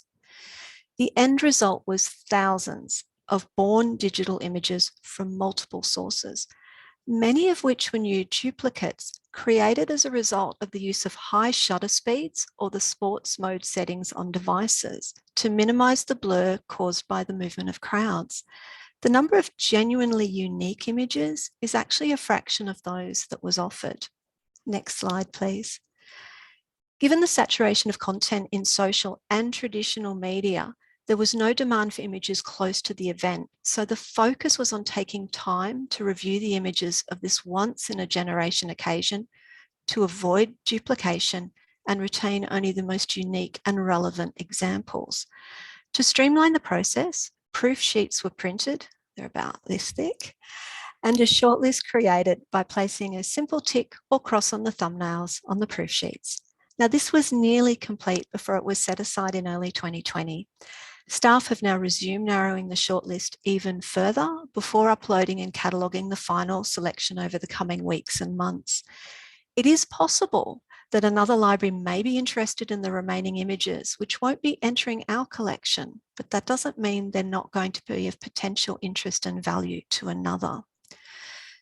One lesson learned from collecting from the 2018 Commonwealth Games was that a concentration of fast-moving events or activities across a very large area in a short period makes it difficult for photographers to capture really detailed descriptive metadata. As our goal was not to build a collection of sporting images on a granular level of detail, including names of athletes who were competing, as that wasn't required unless there was very strong local connection with the competitor, we realized that was something that be captured really quickly with a snapshot on a scoreboard within the flow of the images. Next slide, please. In contrast to the 2018 Commonwealth Games, COVID-19 was unplanned and had an unknown timeframe. Like the Commonwealth Games, we did draft a collection guideline. However, health directives guided how we could collect, if at all. When COVID-19 was first reported, staff knew that stories and images for the region regarding the previous pandemic and our border closure 100 years prior was a subject gap with no surviving local newspapers from that timeframe and only a small number of photographs. It was important that such a significant shared experience of the community be captured, but it was acknowledged this may not be possible. Next slide, please, Nicole. Digital collecting was the only option, but it was not something we could or had capacity to invite members of the community to participate in. The alternative was to rely on donations of material from the community in the future, which risked no representation at all. What made digital collecting possible was a combination of a few serendipitous factors. One staff member, centrally located within the approved travel radius of areas experienced significant and visible change, Surfers Paradise, Southport, Broadbeach, and a few other staff members located at opposite ends of the city who chose to take images of the respected areas, again within approved travel radiuses. Next slide. The constrained collection for COVID-19 and the change in work hours resulted in the ability of one staff member to create a simple template at home containing descriptive metadata to provide context. Why is this photograph of an empty street important? Because it's Surfers Paradise. The border is closed, the city is in lockdown. All you see is a couple of nervous seagulls wondering why there's no chips at McDonald's. Why does Dracula's Cabaret have a face mask on the facade? It was a display installed during the pandemic, and some of the dressmakers and the costume designers actually moved into making masks during that period at the Cabaret. One lesson learned from collecting from COVID-19 is that the context through metadata is important for an event where the date and even the time of day can be critical to how the photograph is interpreted in the future when we're no longer here to assist with that. It's also entirely possible to have far too many photographs of empty shelves in supermarkets. Next slide, please. When revisiting collecting for suburban snaps, the 2018 Commonwealth Games and COVID-19 as a whole, 4 questions arose. Many people working in local studies collections are active photographers, but should we be looking at this a little more closely? Is it appropriate at all times? Is it sustainable? Does it result in a narrow perspective, particularly in a large and diverse region, or maybe equally in a smaller area?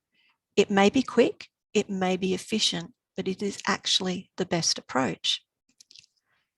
In contrast, is it possible to entirely rely on a community and manage the potential resulting volume of donations? Again, especially in a large city. Conversely, in a smaller area or where there's a very small, extremely enthusiastic group, where you may still get a large volume of donations being offered that have to be managed along with the donors' understandably excited expectations.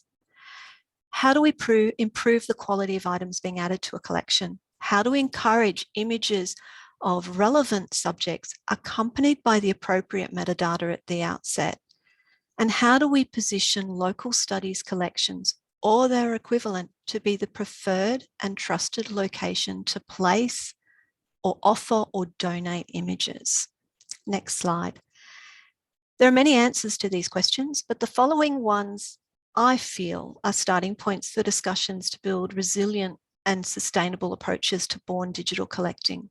Step back, step away, and try to look at collections through a different lens.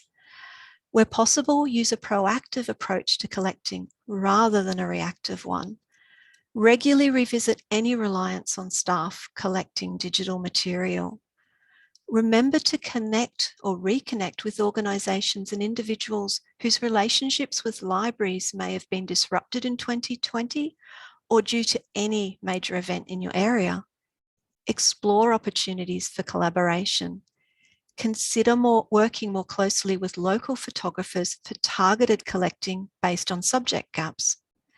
And while pondering that, revisit current subject gaps and identify new ones, new developments, emerging suburbs. Connect with hobbyist photographers and camera enthusiasts.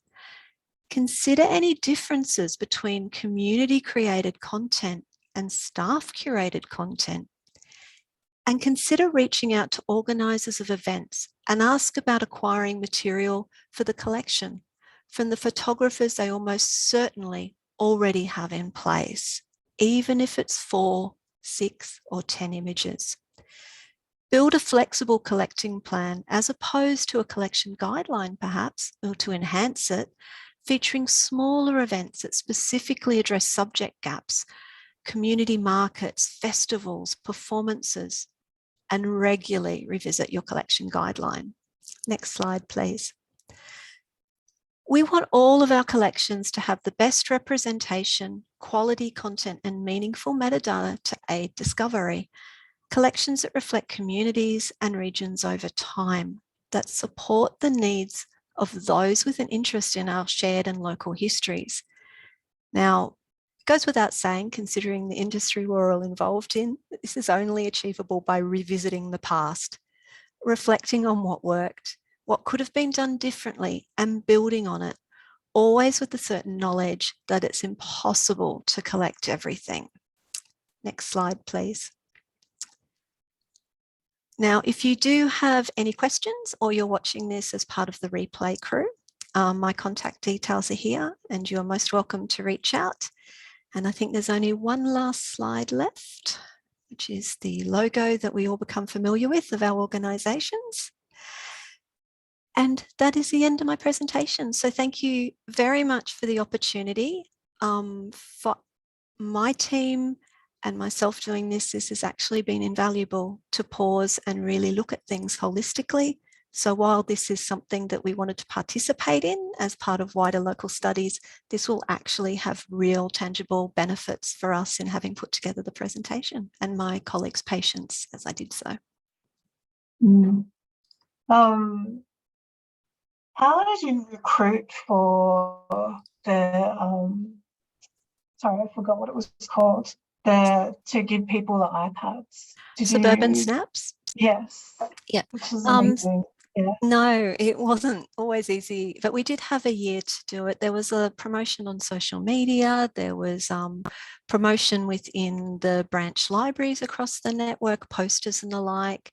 But we also did some programming around it, and that went into the program of events where people could come and have this experience.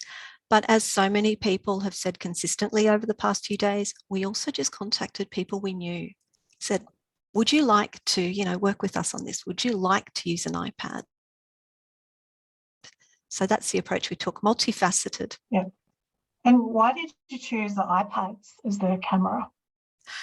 Because it was part of bridging digital divide and a technology approach. So a number of the people who participated didn't have smartphones, had never used an iPad. So it was really reaching out to two demographics and in some cases overlapping with the two, but there was a definite strong digital literacy component to it in addition to the photography.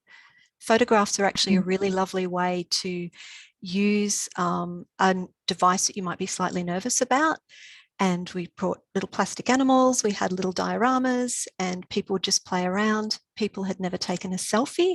That was my highlight when we showed them push this button and it reversed and everybody would squeal. So it was great fun. Fantastic. And there's lots of positive comments in the chat. Yeah, well done. Okay, so we've got 20 minutes left. So it's now time to hear from Susie Newt from the ACT Heritage Library. So I will welcome Susie and get the slides up.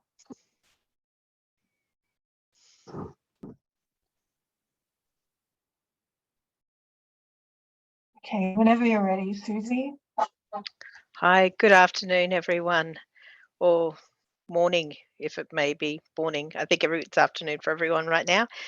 My name is Susie, and I am the Heritage Archivist at the ACT Heritage Library.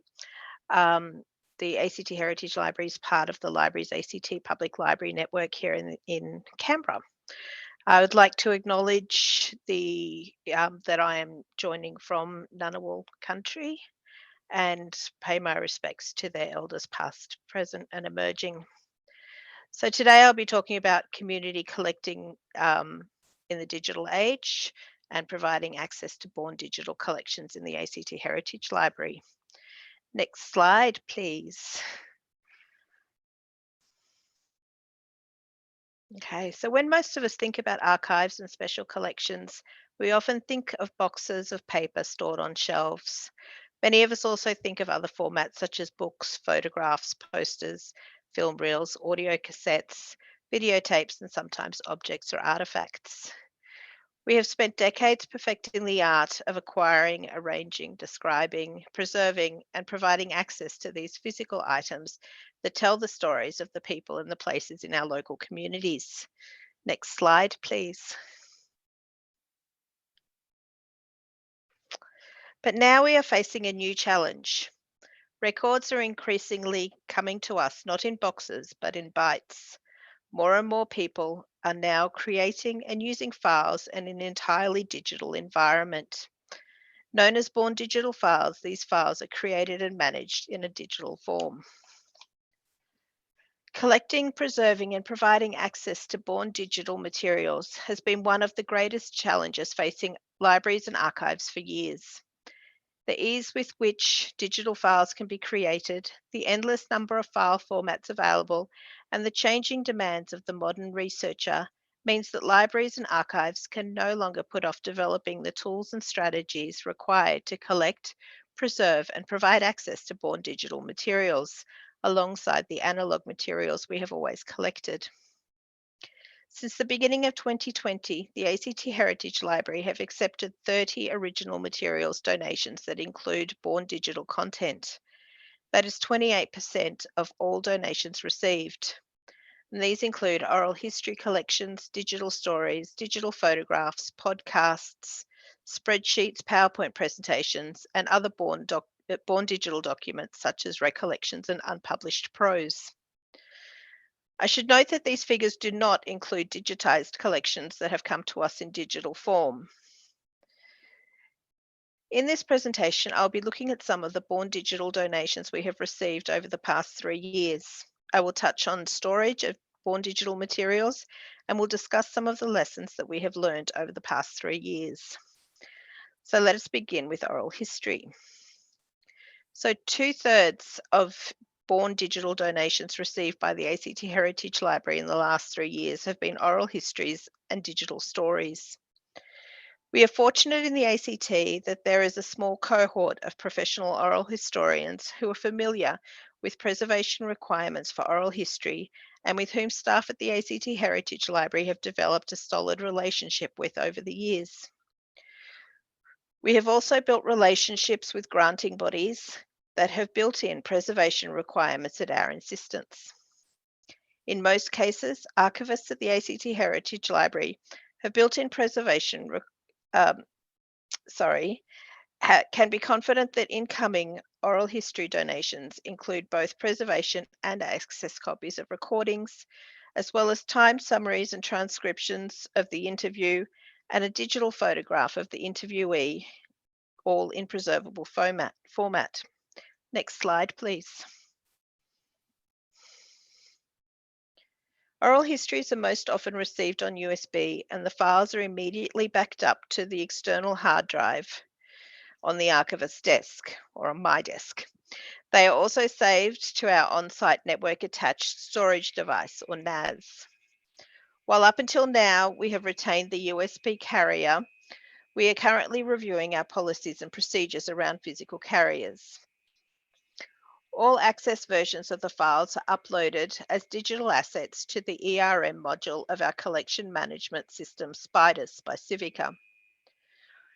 As shown in this slide, the MP3 file and time summary in machine-readable PDFA format are uploaded retaining their original file name and given a meaningful description. Original file names are retained to respect the archival principle of original order. Access to these items are made available to researchers through the library's ACT SPIDIS web pack. Next slide, please.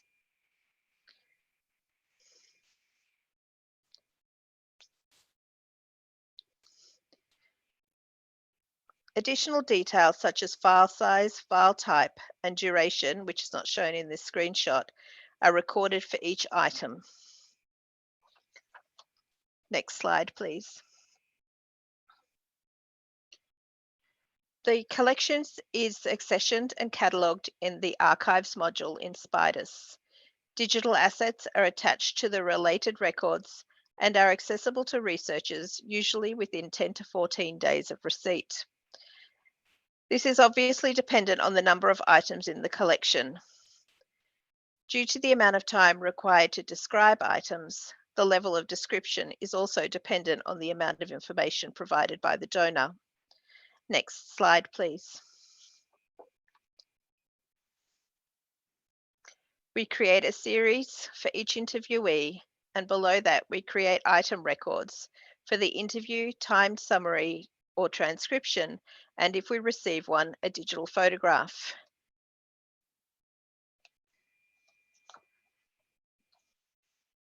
Next slide, please. So this is the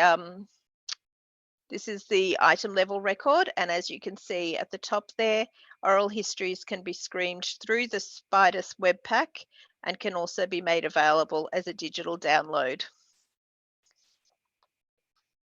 The workflows and procedures we follow to make digital stories available are very similar to those used for oral histories. In 2019, the ACT Heritage Library began working with the GenS Stories to collect digital stories created by members of the ACT community. The digital stories, which are told using the creator's own images and in their own words, have been a valuable addition to our collection as they are mostly created by groups within our community that are often underrepresented in local studies collections.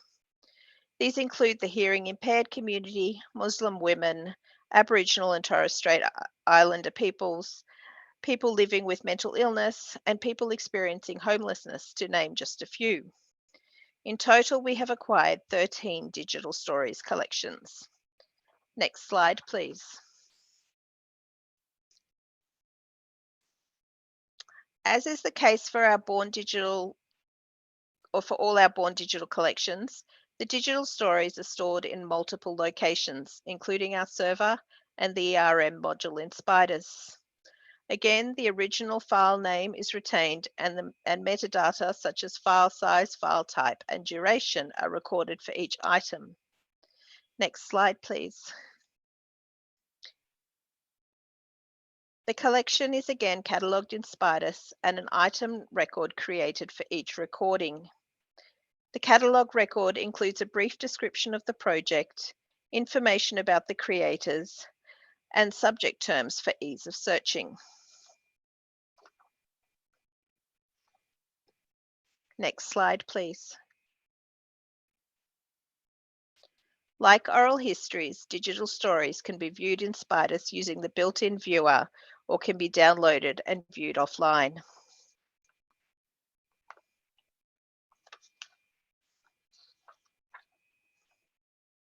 Over a period of 3 years, the ACT Heritage Library has acquired 64 individual digital stories. Cataloguing for most of these collections was completed over a period of about 3 months. Excuse me.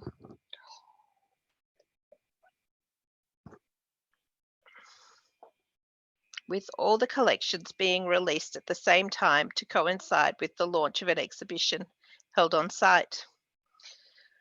For collections received since the initial launch, they are often available within a couple of weeks of receipt. Next slide, please. So we'll move on to digital photographs now. Digital photographs are uploaded to Spiders in bulk through the CSV file provided in the system by Civica. All the essential information required to populate all the required fields in the catalogue record are entered into the CSV, including title, dates, creator, description, restrictions on copyright and access, and subject headings. While creating the CSV can be quite time-consuming, the actual upload of images is surprisingly fast and often allows us to make digital photographs available to researchers within days of receipt.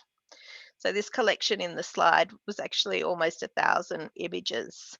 While it took me a couple of days to create the CSV, the images were uploaded within 24 hours. Next slide, please. And so this is what all the information from the CSV looks like in the catalogue record. Next slide, please. The image can be viewed through the catalogue and researchers are able to right-click and download a low-resolution copy of the image. So we'll move on now onto contemporary collecting, and I'll use COVID-19 as an example.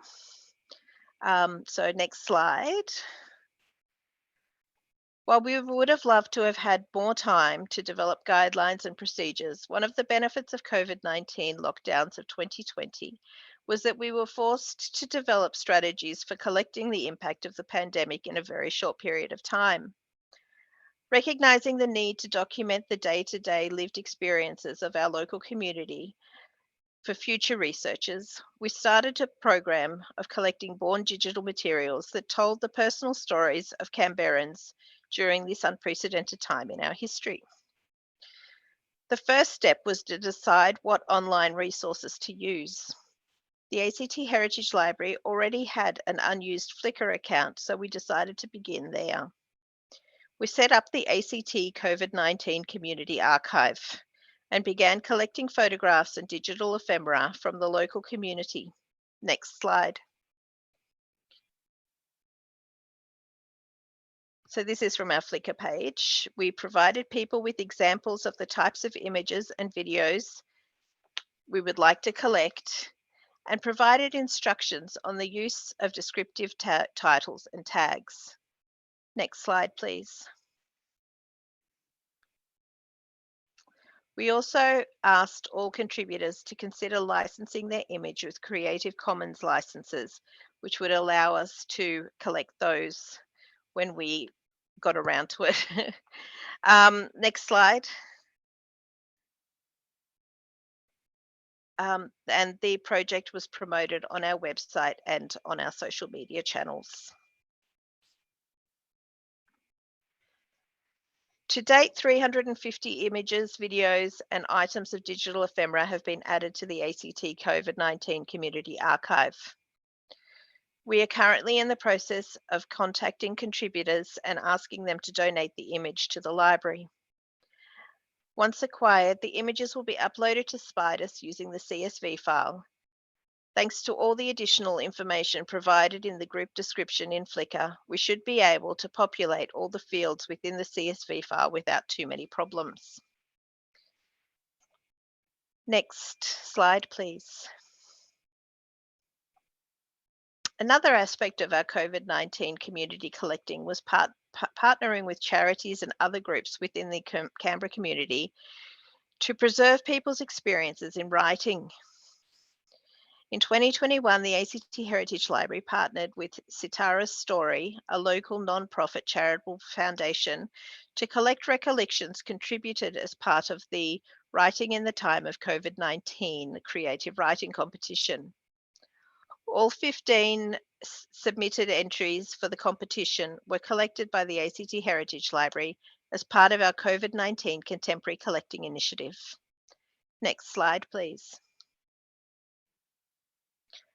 By partnering with Sitara's Story early, before they began accepting submissions, we were able to ensure submissions were made in preservable PDF format and that all the permissions were provided so we could make them available to the public through the catalogue.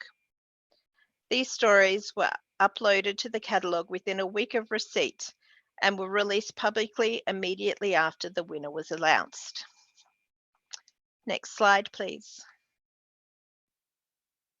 Another Born Digital collection we acquired as part of our COVID-19 collecting was the A Community in Isolation podcast. This single season podcast, funded in part by the ACT government's Capital of Equity grants, highlights the experiences of 10 individuals within the ACT LGBTIQA+ community through periods of social, emotional, and physical isolation. The creator contacted the ACT Heritage Library after seeing a post on our social media. We met with her to discuss all the preservation requirements for the podcast, as well as our requirements around permissions and the provision of access. We have recently received not only the podcasts in preservation WAV files, but also the full interview in WAV and MP3 versions and full transcripts of both the interviews and podcasts in PDF format. These will be made available in the coming weeks. Okay, so we'll talk about storage. So if you wouldn't mind moving on to the next slide, please, Nicole. Thank you. Born digital and digitized collections held by the ACT Heritage Library are stored on an on-site network-attached storage device, or NAS. And that's a photo of our NAS there. The NAS has a capacity of 8 terabytes of data and contains 6 disks, which we have set up as a RAID, or piece of software that controls the array of disks. This technology allows the software that manages the NAS device to distribute and duplicate the data it stores across multiple hard disks. We have chosen to implement RAID 1, which is a fault tolerance configuration known as disk mirroring. With RAID 1, data is copied seamlessly and simultaneously from one disk to another, creating a replica or mirror. If one disk gets fried, the other keeps working. Second copies of digital collections are stored on external drives attached to several key computers also on site, including those of the archivist and the manager. We are also currently investigating cloud-based storage. Access copies of our digital collections are stored as digital assets in the Spidus ERM module. So one of the most important lessons we have learned is the need for librarians and archivists to get involved earlier in the creation of born digital collections to guarantee they are preservable and usable. This can be a difficult concept for archivists, especially when it comes to adopting the core principle of original order. We would never dream of interfering or asserting any influence over the nature or interpretation of paper records. So getting involved in the creation of born digital records can be challenging. It is, however, essential. At the ACT Heritage Library, we develop relationships with community groups requesting the use of our digital oral history kits, for example. We provide guidelines on how to use the equipment, instructions on how to conduct oral histories through the provision of the Oral History Handbook, and we give advice on the preferred formats for long-term preservation. The same applies to other formats such as digital photography, where we request TIFF or RAW formats, and documents where we request them in PDFA. Next slide. Another lesson is the need for appropriate workflows and procedures to ensure all donations are accessioned and backed up in a timely manner. Creating appropriate workflows and documentation ensures collections are appropriately preserved, findable, and accessible. Due to a number of unfortunate factors, we have had some problems in the past identifying and/or accessing both digitized and born digital files on our NAS. We are currently conducting a file audit to identify everything we have and ensure we have preservation as well as access copies of all born digital and digitized items in our collection.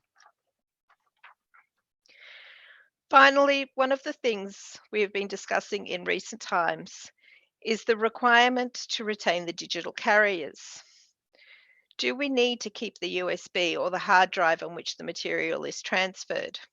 How is that different from the box or bag that somebody brings in to the library when they're donating traditional paper collections? In reality, the carrier is just that, a carrier. And as discussed previously, we are currently reviewing our policies around the retention of these physical carriers. At the ACT Heritage Library, and I'm sure this is the case in most libraries, we began accepting digital donations before we could preserve them beyond making more copies on portable media, and before we could make them available to the public. We did this with the knowledge that these technologies would become available to us, or would have to be made available to us if we had the materials. We have learned that just because we can't do it all perfectly doesn't mean you shouldn't do it at all. Documenting the nature of the material and working towards best practice is important, as is developing written procedures that enable us to do better by the materials we are collecting. This is certainly an ongoing process, and we are developing our knowledge and experience in this area every day. Thank you. Does anyone have any questions? Oh, if you move on to the next slide, yep, that's got our contact details there. So if anybody has any questions that they would like to ask us, feel free to contact us. Thanks so much, Susie.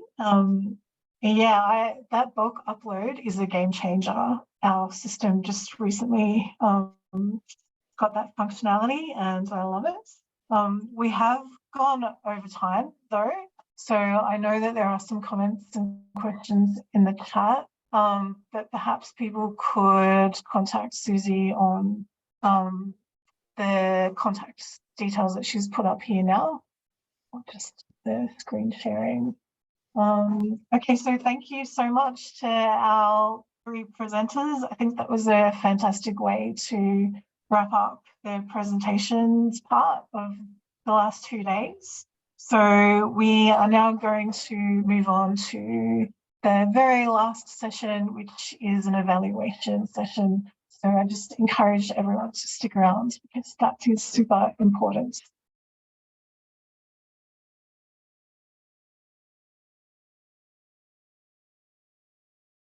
I'm just going to step in here because it's my fault that it looks that way on the program. What it really is you'll all be getting sent an evaluation about this through your email tomorrow. I'll hand back to Nicole to close the session. Thank you. Oh, okay. Well, thank you so much, everyone. I can see there's still a lot of people who've stuck around. We've had really high numbers throughout the last 2 days. Thank you so much to the organising committee. It's always a little bit more work than what you think it is, especially Ellen Forsyth from New South Wales State Library, who's really driven the project. I hope that we can all keep in touch. There is a wider local studies email list that everyone will be receiving information about. It's a good way to keep connected and keep sharing information. So yeah, I'd like to just once again thanks to everyone who joined us, and looking forward to hearing all the amazing activities that we will get up to over the next 12 months and our next national seminar. So bye-bye from me and have a lovely afternoon.